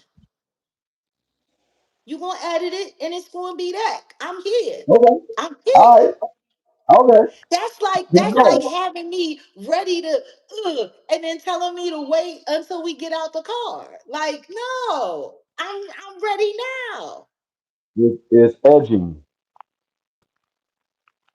What's edging? Nothing. Nothing. It's a joke. No, but He said. seriously. First things first, if you decide to turn your marriage into a playground, you can't be mad at your spouse for treating it like a playground. Well, since you going there, she mad at her husband for cheating, but she not mad at her boyfriend for cheating. Or what is the other way around? Never mind. People have said that, but this is my thing. She was perfectly fine with his cheating. It was when he started messing up the money that she had a Uh, problem. uh, How many times have we heard her say she don't care who he's screwing around with because the D is so good and she likes to party on women and all of this and all of that? You not making sense, G. You not making sense to use it. He was cheating on me. He made a fool of me. No, he fucked with your money because that's all you give a fuck about.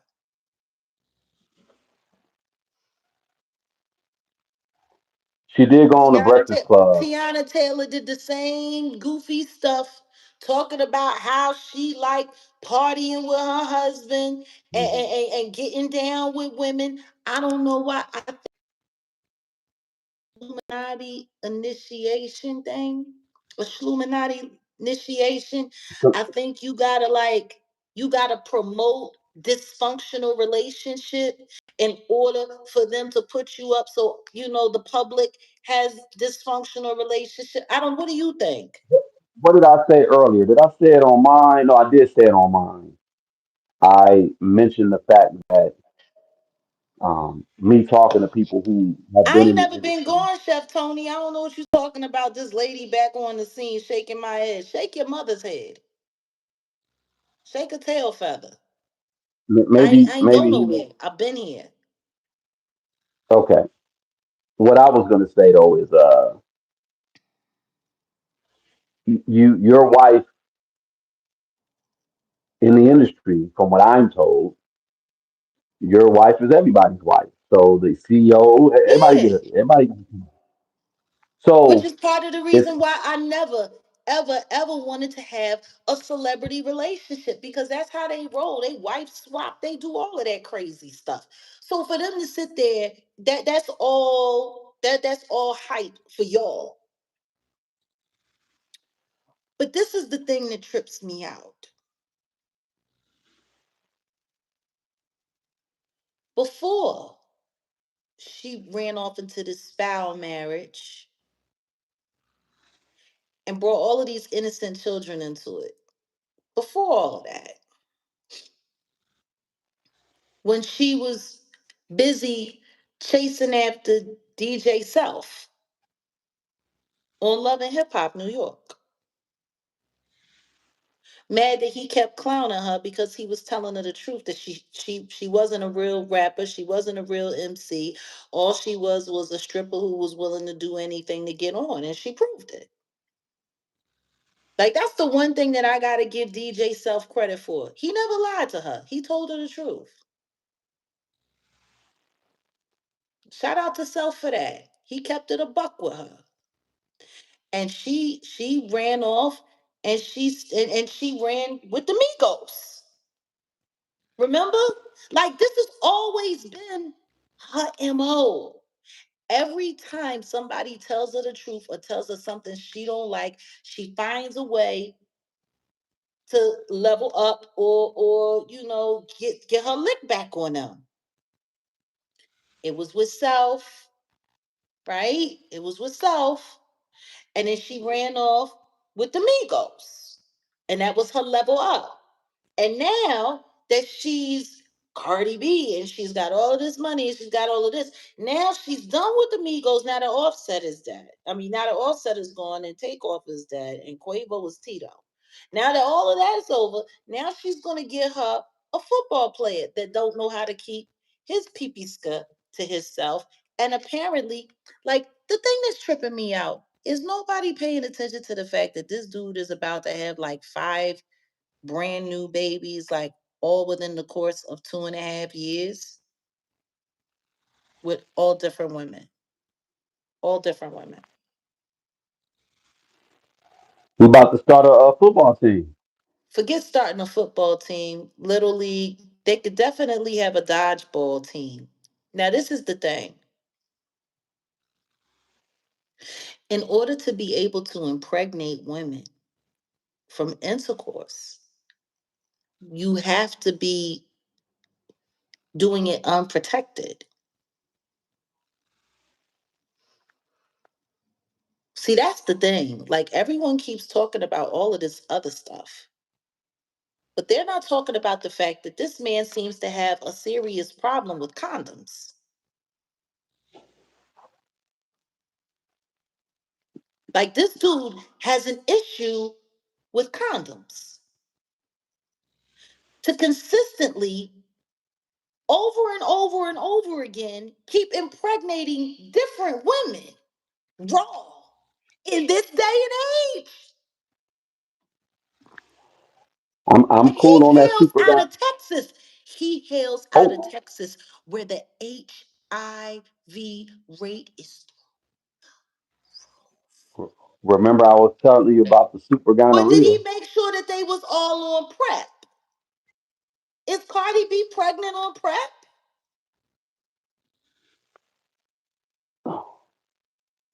Because I can't imagine sleeping with a dude who hails from Texas, where the HIV is to the roof. Okay, Jag, I couldn't imagine. I'm speaking facts.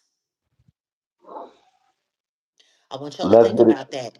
This person who is supposed to be some kind of role model to Gen Z is encouraging people to recklessly put their bodies on the line with people who don't even think enough of themselves to protect themselves in one of the most dangerous sexual times of all time. This is what we talking about.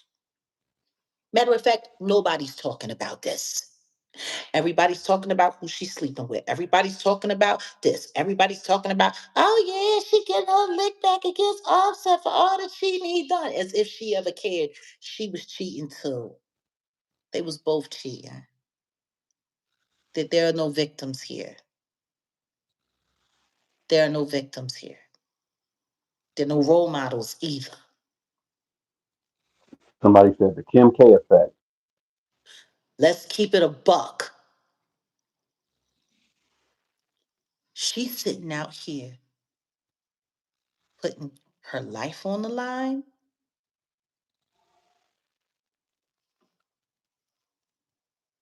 If this dude who clearly don't like wearing condoms decides to bring her something that she can't do nothing about and she don't catch it in time, what happens to those kids if she die? Why is nobody talking about that? As old as she is now, as old as she is now, the only thing she's really educated about is plastic surgery.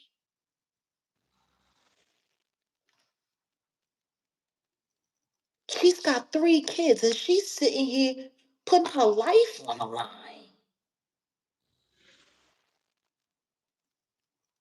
She's been around now for about 10 years. You went from the frying pan to the fire.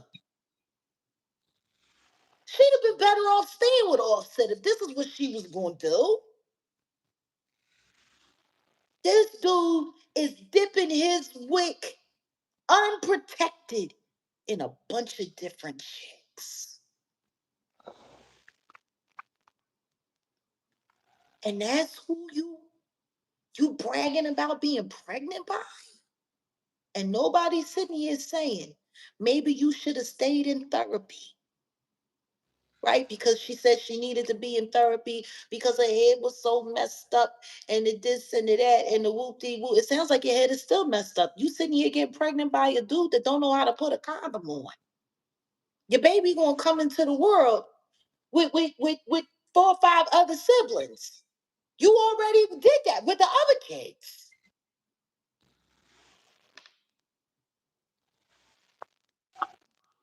But Yeah, this is if the thing. you But this is no, but no, no, no, no. This is the thing. Now this and this is where I'm gonna leave it. This is where I'm gonna leave it with this.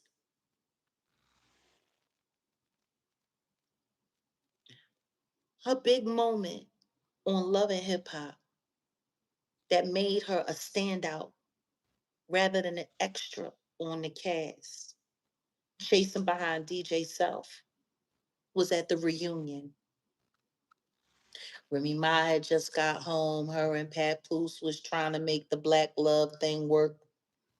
But Cardi B, she eclipsed the whole moment, which is part of the reason why Ra Ali hate Cardi B. Because the glow up that Cardi B got after that Love and Hip knuckles, Hop reunion, that was supposed to have been for Remy. yeah. And now all Ra Ali is I buy her shoes. So I think everybody remembers that moment. Y'all do remember that moment, right?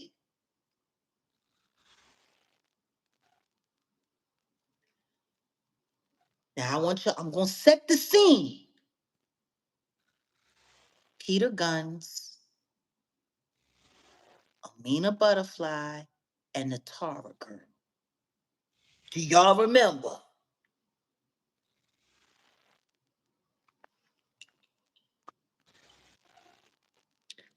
Tara was pregnant by Peter Guns, visibly.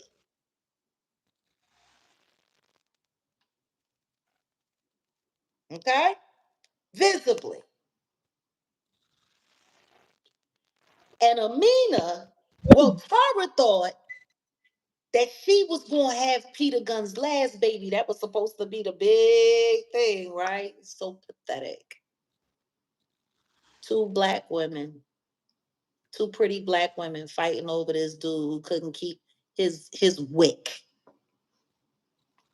in in the sheath, you know? Because Peter Guns was doing the exact same thing that Offset doing, that Stefan doing. He's just running around getting everybody pregnant. Y'all remember? Same thing. And so next thing you know, Amina jumps up. Well, no, that's not true. Yeah, the creep squad. As if that was cute. Bunch of grown whores. Like that was cute. Putting black women on TV week after week through humiliation ritual after humiliation ritual. And then Amina gets up and says, no. And then you see her little belly, and then we find out this is the big reveal. Fucking Mona Scott, you fucking traitor to all black people. And that was the big reveal. She was pregnant. And she was having Peter Gunn's last child.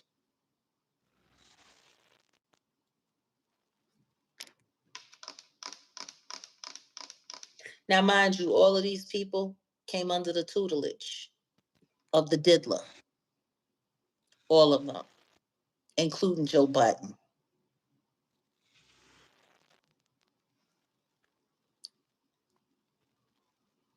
That this is all Diddy culture.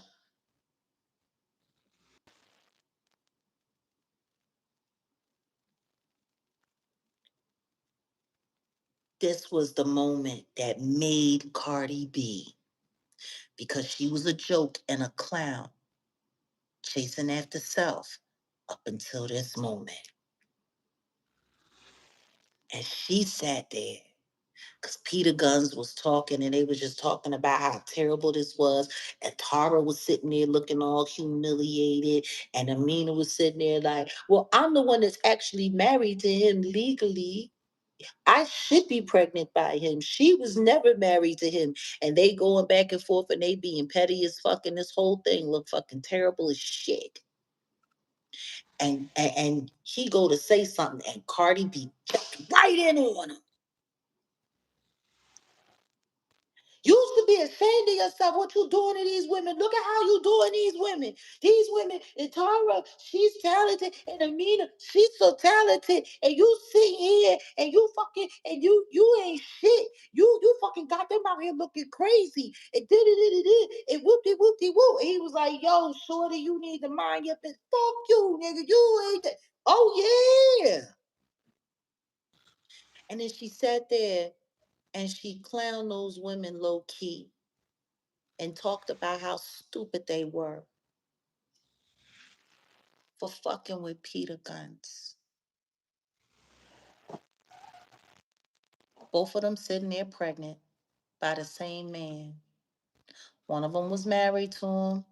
One of them had been around forever and never been married but had 3 kids.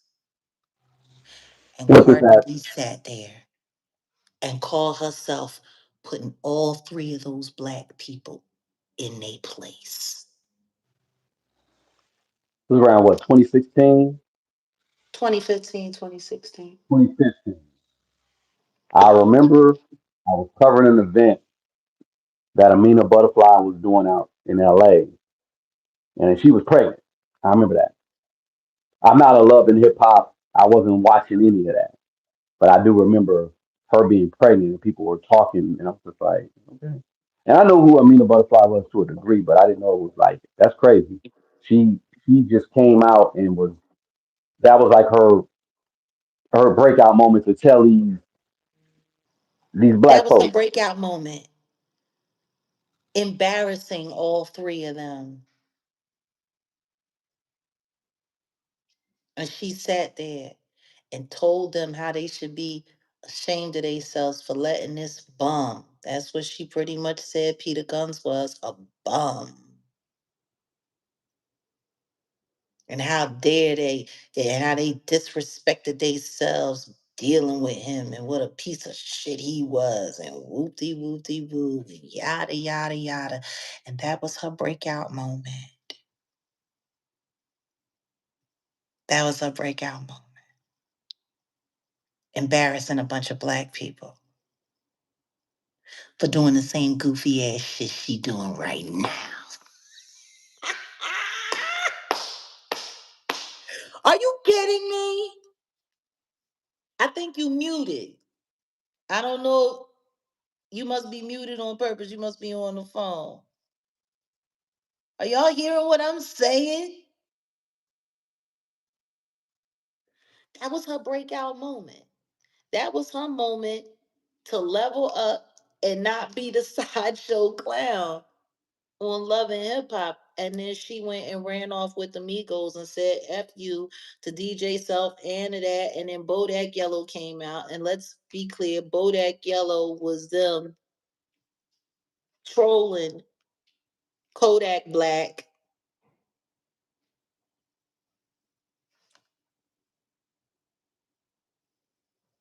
Like that's her entire career. She's been trolling black people her entire career. That's what she does. She's a light-skinned Dominican clown show who trolls black people to level up.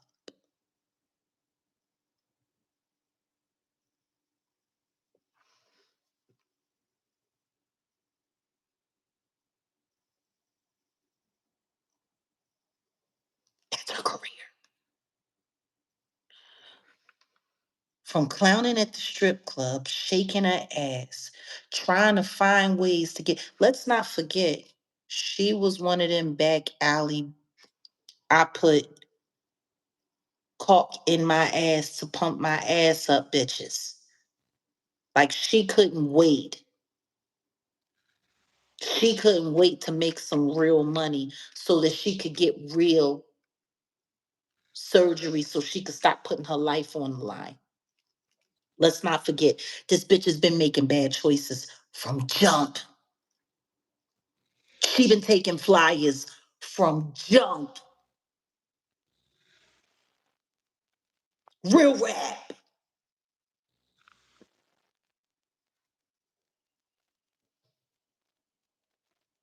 She gets her level up moment. Yeah, she got her teeth fixed, got her face fixed. She needed that money. And she was willing to sell out anybody that she needed to sell out for it. Her entire career has been about trolling black people and then making money off of clowning them. Then they said $40 Cardi used to be her name. What? See, she was the perfect candidate for the Schluminati. Yeah. She was the perfect candidate for the Schluminati. She was the perfect candidate to come in and and intersect and integrate herself into black culture. And everybody gave her a pass because she kept getting pregnant by black men or by a black man. Do you see? Because that's what they do. They find the most desperate. They find the most morally irreprehensible person that they can find. A person that has no morals, a person that has no integrity, a person that will stab anybody in the back to get ahead, a person that will be willing to push any agenda, a person that will be willing to do anything. And then they give them a ton of money to influence and encourage people into making the same bad choices that they do on social media every day. See, most of us are raised blue pill. There's the like the Matrix, blue pill, red pill, right? And it's just dealing with morals and the reality of things. Cardi is black pill, just like Jag is saying. She knew the game. She knew what was up, and she made the choice. And yeah, you know you're gonna have to sell your well. I ain't gonna say sell your people out because I don't consider her my people. Like when I first heard of her at a homegirl out in Trinidad, and she was telling me about Cardi. I follow her on Instagram because I guess Cardi is what from where's she from? Dominica. Does She's supposed to be She's from the island. Dominican. She's from the islands though. I know those island girls were really on her. And I'm like, okay, I didn't find her appealing like that. I'm okay, all right. But she had followers, global. And She had yeah, a they come million in and do followers on Instagram before she was on Love and Hip Hop. yeah, yeah, I know. And Because guess I'm what saying I found I'm out? Guess what someone told me, low key, what's that? allegedly? She bought those subscribers just so she could Mm, get on that show. She didn't get her mm. numbers organically. From what I was told, allegedly Cardi B been faking her numbers and fixing her numbers to get ahead ever since jump. And I remember because back when she was before, as she was coming on to Love and Hip Hop and all, I mean, she was the perfect plant. Yeah, She was the perfect plant. Perfect and willing. Yeah, and now that yeah, and the same with her record sales. This is the thing.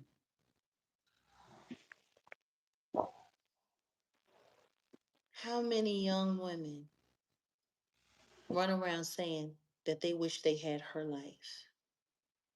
How many young women are willing to follow the path that she followed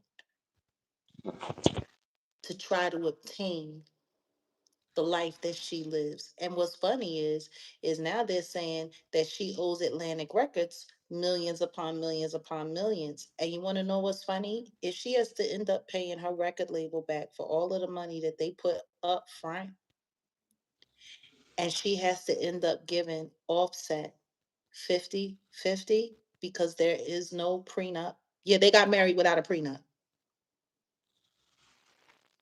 And she's still fighting him because she doesn't want to have, he said he wants one of the properties and that, he wants her to pay all of the taxes. And she says, no, she's not doing that. She doesn't want to do that. She's an idiot because if this goes to trial, he'll be able to prove that he made her career. He'll be yeah, able to prove that. yeah, He'll yeah. be able to prove that when they got married, he was the rich one, and then he did everything that he could do to invest in her to make sure that she could make it. When wives have Fortune 500 companies, husbands who want to divorce them for the younger woman,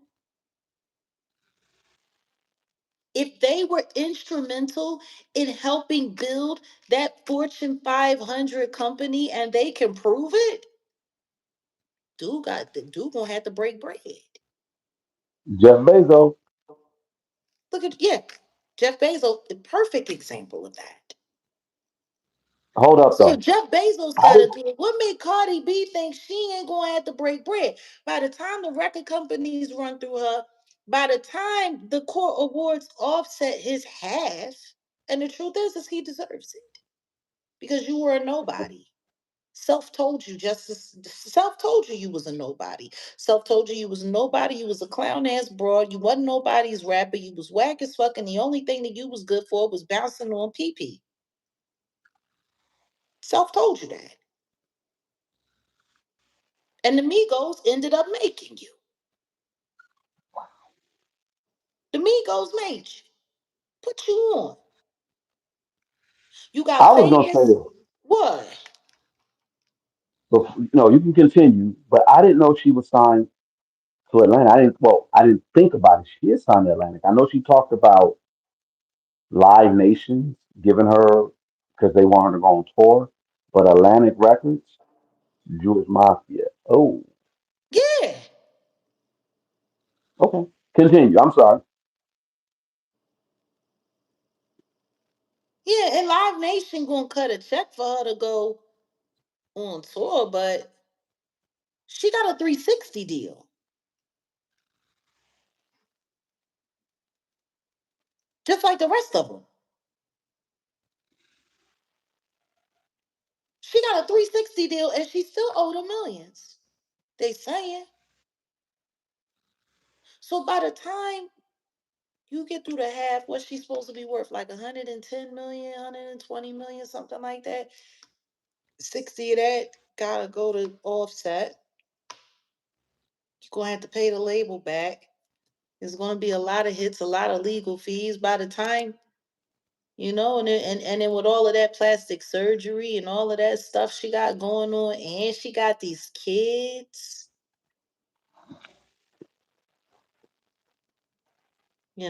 like, the good Schluminati giveth, and sometimes the good Schluminati taketh away. Okay.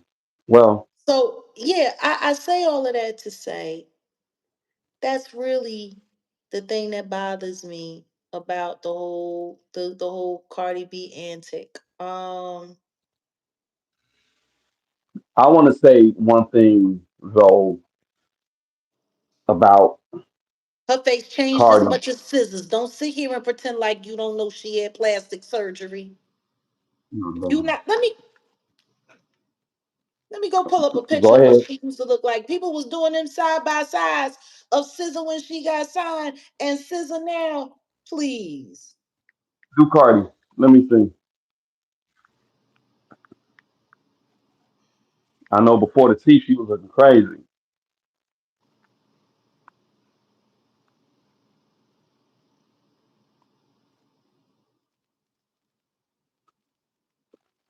Well, let me say this though, since you're doing that. This is what she looked like. Yeah, yeah, yeah. This is what she looked like.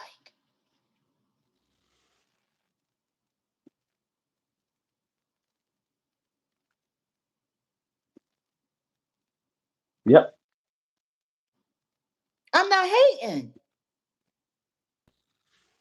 This is what she looked like when she sat there on that couch on Love and Hip Hop and shamed the hell out of Tara and Amina and played the shit out of Peter Guns. This is what she looked like. Somebody said she looked like a beautiful black woman. She ain't nowhere near black, nowhere near it. Question is, if she looked like this before, really? Well, then if she looks so great, why No, does she need you to? gotta show the one with the teeth. The teeth is what. Anyway, No, if she looks so great, why does she need to change to this? Hmm? That looks very different.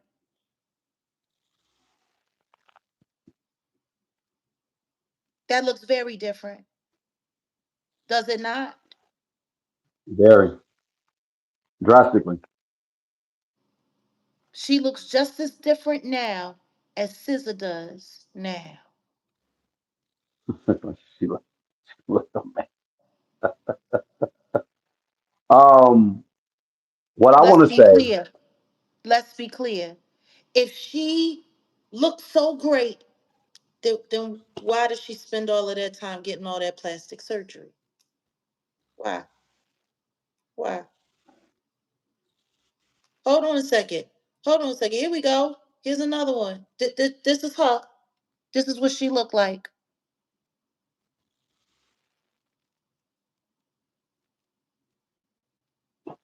This is what she looked like. She don't look like that now. And let's be clear. This isn't me clowning her. This is me showing what she looked like before she signed up for the Schluminati. She don't look nothing like that now. She looks very different. If she's so beautiful, if she was so beautiful, why did she spend so much money changing herself? Hmm? Why? Why? Sherlock homegirl, she said, "So what, Jag? If I got some bread, I would change what I look like. If I got some bread, I will change what I didn't like about myself too. Like, what is the problem with that? I don't Do you hear understand, what you and just I'm said? trying to figure Did, it out. does I she don't want to call you even goofy. hear? Does she even hear what she just said? You gotta love yourself If naturally, what you look like. Jag wear makeup like all crazy. So I don't I wear guess well, makeup at all. I know. So what I'm saying is, I guess some people, if they're insecure about whatever, I get it, I understand it, and no offense to the sister, but all I'm saying is, you just gotta love yourself for who you are and what you look naturally. Of course, if you got some teeth issues or some, okay, get all right, I get that, but just the drastic plastic surgery, that's the Listen to problem, me. and that's where I wanted to I've go. had my teeth fixed, but then again, I've had teeth knocked out of my face. I needed my teeth fixed. Truth is, if my teeth had never gotten knocked out of my face, I probably would have just left my teeth the way that they are. See, this is the thing. When you look in the mirror, what do you see? I'm almost 48 and a half years old. I'll be 49 next May. Scratching on You look 50's good. door. You look good. I've never had a filler. I've never had Botox. Nothing. And once upon a time, I had the money to do it. I knew all of the great plastic surgeons. I could have got done whatever I wanted to get done. I know Now, if you plastic look surgeons like, that would have what? I was gonna say, if you look like Charlemagne, I understand what this sister was saying. Charlemagne went and got a whole new face. I No, totally understand that. Charlemagne must have went to Cardi B's doctor. They so cool But and all. They must have went to the same plastic surgeon because he went from a straight snot book of goo from hell to a poor man's almost Tyson Beckford. Not quite. no, he Actually, said he looks like no, not he said even he looks like Tyson more Beckford. That's expensive. giving him too much. Like He said he looks like more expensive. a poor man's fife dog. Damn, a fight dog. Yeah. I was trying to pull up old face Charlotte, but But let's I guess be this will. clear. Let's be clear. Damn it. This is no makeup, no nothing. Like the rings in my neck are there because I've been wearing this skin for almost a half a century. I intend to grow old gracefully as myself. I mean, there are times when I look in the mirror and I see that there's a change in definition, but I've been losing weight. So that means I was looking at mine too. I'm like, I gotta do more I need facial exercises because these are muscles. I gotta smile a lot more. I need some Because Botox. smiling is great exercise for the face. Like there's a million ways to keep yourself looking a certain way. But this is the thing. That girl, I'm almost 15 years older than Cardi B. I've had no surgery. And See, that's what I'm saying. Love you yourself, your natural self. gotta love yourself. When you look in the mirror, the person who should appreciate the way you look the most is you. Yeah. If you're looking in the mirror and you're seeing things that you don't like, you don't need a doctor. You need prayer. You need meditation, maybe therapy, but you don't need a physician. That's what makes all of us human beings so amazing. Because the truth is all of these people, they go to these doctors and they go to these doctors so that they can look just like each other. Like they all go and get the same kind of nose, they get the same kind of fillers, the buckle thing to make themselves have a. See, my dimples are natural.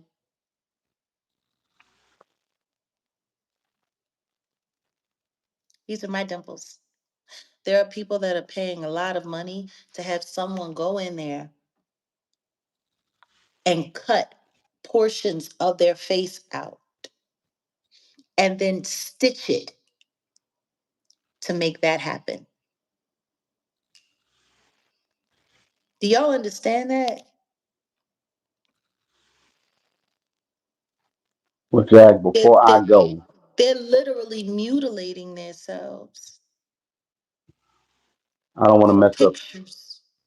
I don't want to Oh, mess up your flow because I was literally about to go where you were just talking about mutilation and yeah. work to double back about Cardi and the image that they put out there for the youngsters because the youngsters ain't knowing. And I'll say it like this: when it comes to this rap stuff, um, they've already got the YNs with this drill music or whatever, and Mm-hmm. everybody want to be a drill rapper. Someone made a comment, they're coming for the girls now, and that's why we got the plethora of H house culture MCs, rappers that we have. We need more Whole Rhapsodies. house. Whole house culture. We need more Rhapsodies. We need more Jean Greys and less of the Cardis and the, sexy reds because these little girls is looking and they're listening to these girls' lyrics and they're thinking this is what womanhood is, and it's not.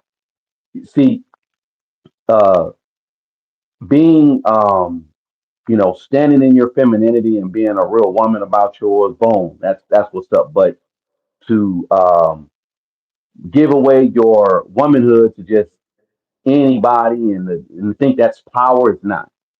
But these young girls, these young rappers, these female rappers are throwing that out there like that's what it is, and that's just what you got to do to get on. And that's what you got to treat these like this, and this dude got to lick. It's like it's insanity when it comes to this rap stuff. And then again, sculpting and mutilating themselves and all that.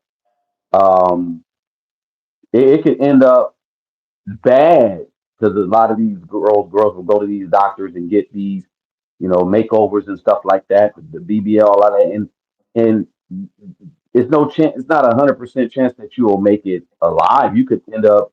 I mean, a lot could happen on that surgery table. So you're putting your Yeah. life at risk with that. You're putting your Every life at risk. time you open, have your body opened up, there are germs, there are all kinds of things that can creep inside of you. Staph infections, all that. Surgery was not, the human body wasn't meant to be constantly opened and closed and opened and closed. It wasn't. It wasn't. Mahalia Brown, yeah, I'm very aware of that, but it's not. It Like, has not been on the precipice. Like it's not normal. Like now, every girl growing up think it's like acceptable to be an OnlyFans model. I'm just saying.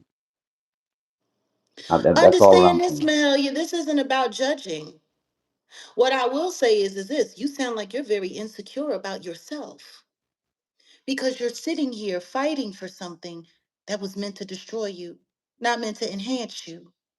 And it's not their parents' fault. It's us as a society. It's the society's fault. So if Be I'm not very if clear about that. the little girl that got caught up with the David guy, if she would have heard Jag years ago, maybe she. I mean, I don't know. If I'm talking and the little young sister hear what I'm saying, and I've had, in fact, um, See, Let this me is the show. thing. When people start saying that the words that I'm saying are judgment, I don't know what you're listening to. See, That's a God don't make mistakes. It's not judgment. And that's what's wrong with a lot of you people out there. Y'all don't y'all seem to have a hard time listening to the truth. If you really love yourself for who you are, the way you are, you don't need to come up with thousands upon thousands of dollars so that you can like you. Do you understand that? now. People are Listen, out here paying a fortune just so they can like themselves. That damn Khloe Kardashian, she spent what, like almost 2.5 to $5 million, somewhere in between there. And she said she finally liked the way she looked. She literally spent a fortune to like herself. Do you realize how off in the mind you gotta be? that's crazy. Because whether or not nobody likes you, you should like you. And this is the thing. If you got to turn yourself into something to sell to somebody else, what happens when that thing breaks down? Will the people that have learned to love you the way you've created yourself, will they stick around? Will they? Will they stick Yeah, around? good question. Like if you got to look like something else to get people to love you, what happens when that changes? Will they stick around? Like I really don't think. What do you mean no one actually sticks around? Says who? Says who? Okay, See, you're Jack. telling on yourself, my dear. I don't Jack, think you realize how much you are telling on yourself. No, I your was life says that, sweetheart, not everybody else's. I And was what I just am about to going to say say to that. you, what I am going to say to you, Mahalia, is this. I'm going to pray for you. I'm going to pray that you find yourself. I'm going to pray that you love yourself. I'm going to pray that you don't need anyone else's approval to be happy with yourself. And you shouldn't need anything else for real, other than God. But see, people know you don't love you, honey. I'm sorry. I would have to disagree with you. And I think there's a lot of people in this chat that will agree with me. You don't love yourself, not with the kind of stuff that you're saying. And that's what's wrong with a lot of you young people. Y'all think y'all know everything. You do. You think you know everything. You think you got it all figured out. But the truth is the only thing that you know is dysfunction. The only Let me thing say. that you know, go ahead. Okay, let me because I'm about to get out of here. I didn't want to break No, I'm your about to flow. get out of here too. No, we No, both no, about no, to no, get no. out of here together because I said what I had to say. Pod this hoe What up. you what But what you said was on point in regards to what these youngsters think they know and what they, what the real reality is. And so I have this picture up of the homegirl. Shout out to the homegirl V. I'm gonna pray for you, boo. She's I a don't believe you. she's a dancer, not like a dancer like that, but she's like a crumper. So Yeah. one of my folks, my guy Andy. Shout out to Andy. Shout out to Scholar. Um, Introduced me to her, had her in a I'm project, really gonna pray for and you if you're not a youngster. I'm really gonna pray and for I you. and I pretty much lightweight, not gonna say mentor, that's the wrong word, but I just lightweight gave her some game just in regards to how to move in the industry and how to be, careful, don't be around. Like I was just, low key just saying, if you're gonna do this around, and like a year later, she came through, thanked me just for, hug me, thank me, like, because I I didn't know exactly what she was going through, but I just gave her a little bit of the game about protecting yourself and who not to be around or be around this, don't do it. Like, and I wasn't trying to be like no daddy or no. It's just more like a big brother type of situation or uncle. But overall, all I'm saying is, Mahalia, we'll put information out there, and if the right person gets it, we plant seeds. It is what it is. Your situation is different. We Mhm. understand that. Your situation may be different. But I've given so much insight to these to youngsters. They they take it, and it's just really about planting the seed. I'll just say it like that. So shout out to the homegirl V. I was about to run up on her when I said, "Oh, you took a picture with Chris Brown. You better get away from it." But she said this was AI. It's a joke, though. I'm just joking. But this was AI. This was the whole. Everybody was up with the breezy. This is what I wanted to present. Remember, I was telling you I had a whole bunch of just Yeah. photos from earlier. Now it And wants this to is an act right. AI picture? This is AI.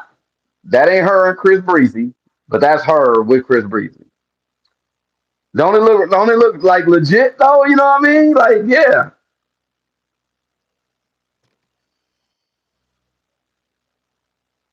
Yeah, that's Chris Breezy. And then later Chris Brown hit her with the I need some money. I need to get back to America. That's the joke I was gonna go. How do you know it's Chris Brown? Anyway, Mahalia, what I'm going to say to you is this. All of us have been through things. If I allowed myself to be defined by everything that I experienced, I'd probably be the worst human being on the face of this planet. I probably would. I'd probably be I'd be the most hateful human being on this on the face of this planet, like seriously.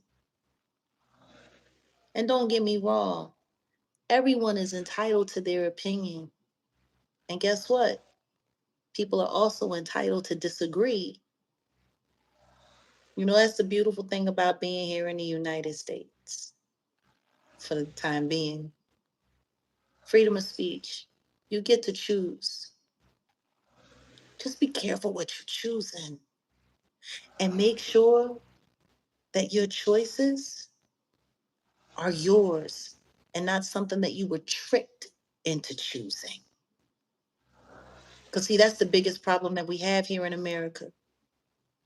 We've been tricked into choosing a lot of things that we weren't even worried about, we weren't even thinking about, but it was shoved in your face. It was shoved down your throat.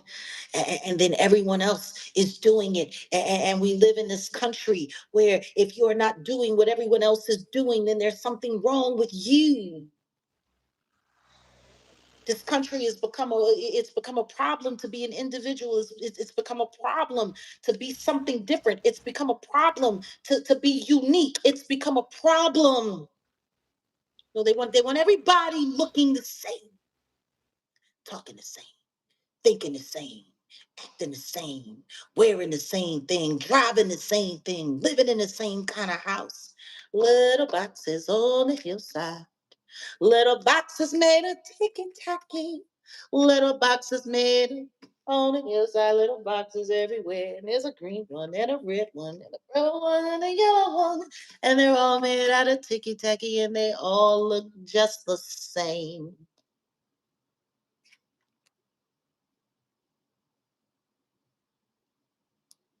There's a beauty in difference. And there's learning in indifference.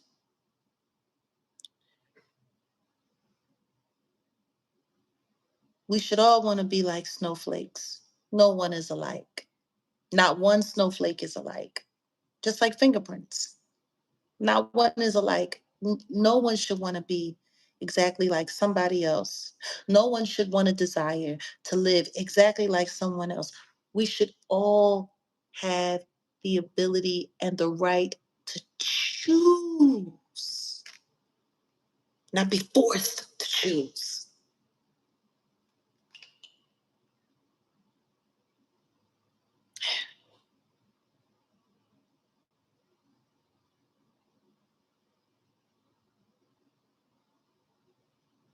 Well, what I will say is, whatever your plight is, I hope that you know God loves you just as you are,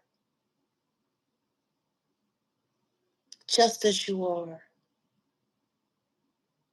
He loves you whether you're rich or whether you're poor, whether you're thin or whether you're fat, whether you're beautiful or whether you're uniquely different. He loves you just the way you are, whether you're messy or whether you're clean, whether you're the smartest or whether you're not so smart. God loves you just the way you are.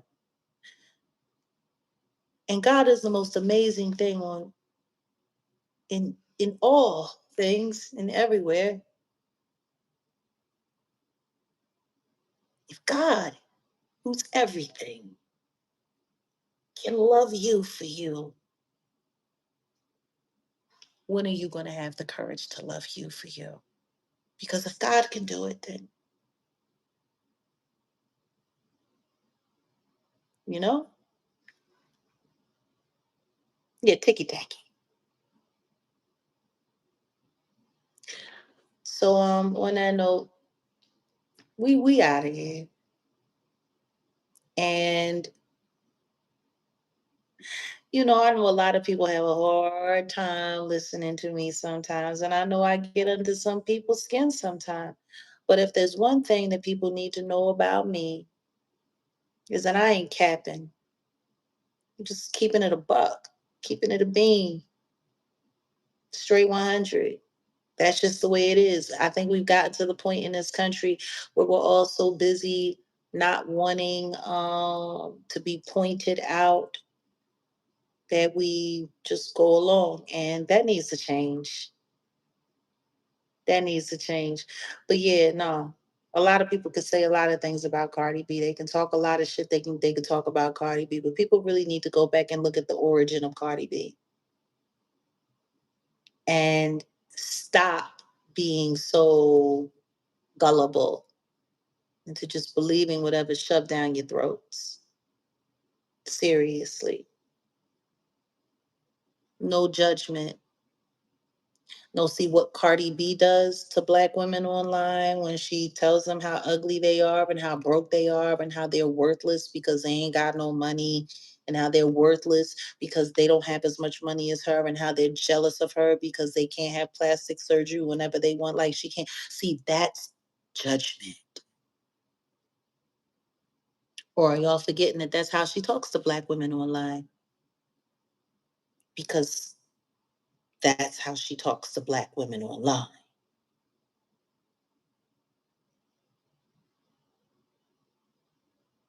Y'all, you bitches is miserable and you hateful and you bitches, you jealous of me and you this and you, yeah.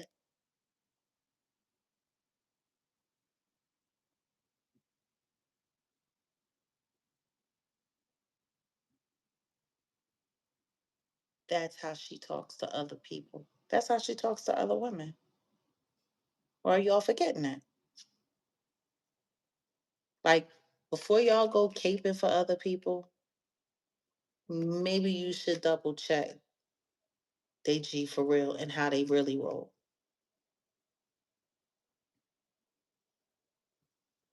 So if anybody has a problem with anything that I've said about Cardi B, maybe y'all should go and listen to how she's talked to some other people online. You know. But the only thing that I did was exhibit facts. Question is I remembered them. How did everybody else forget?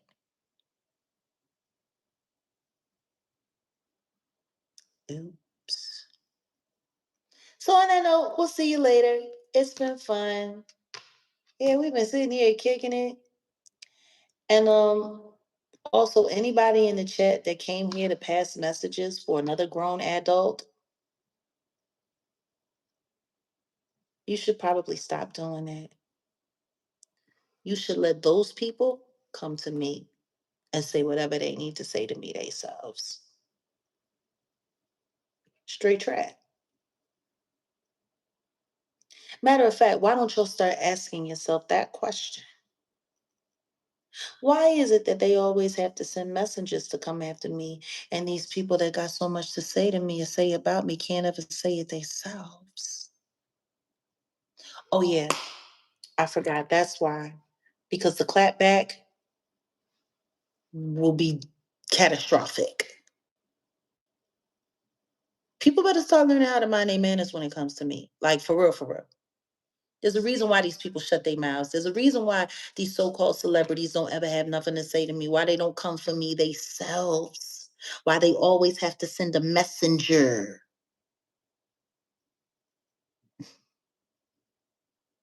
Bruh. Have a good one. Bye. This was interesting. Very interesting.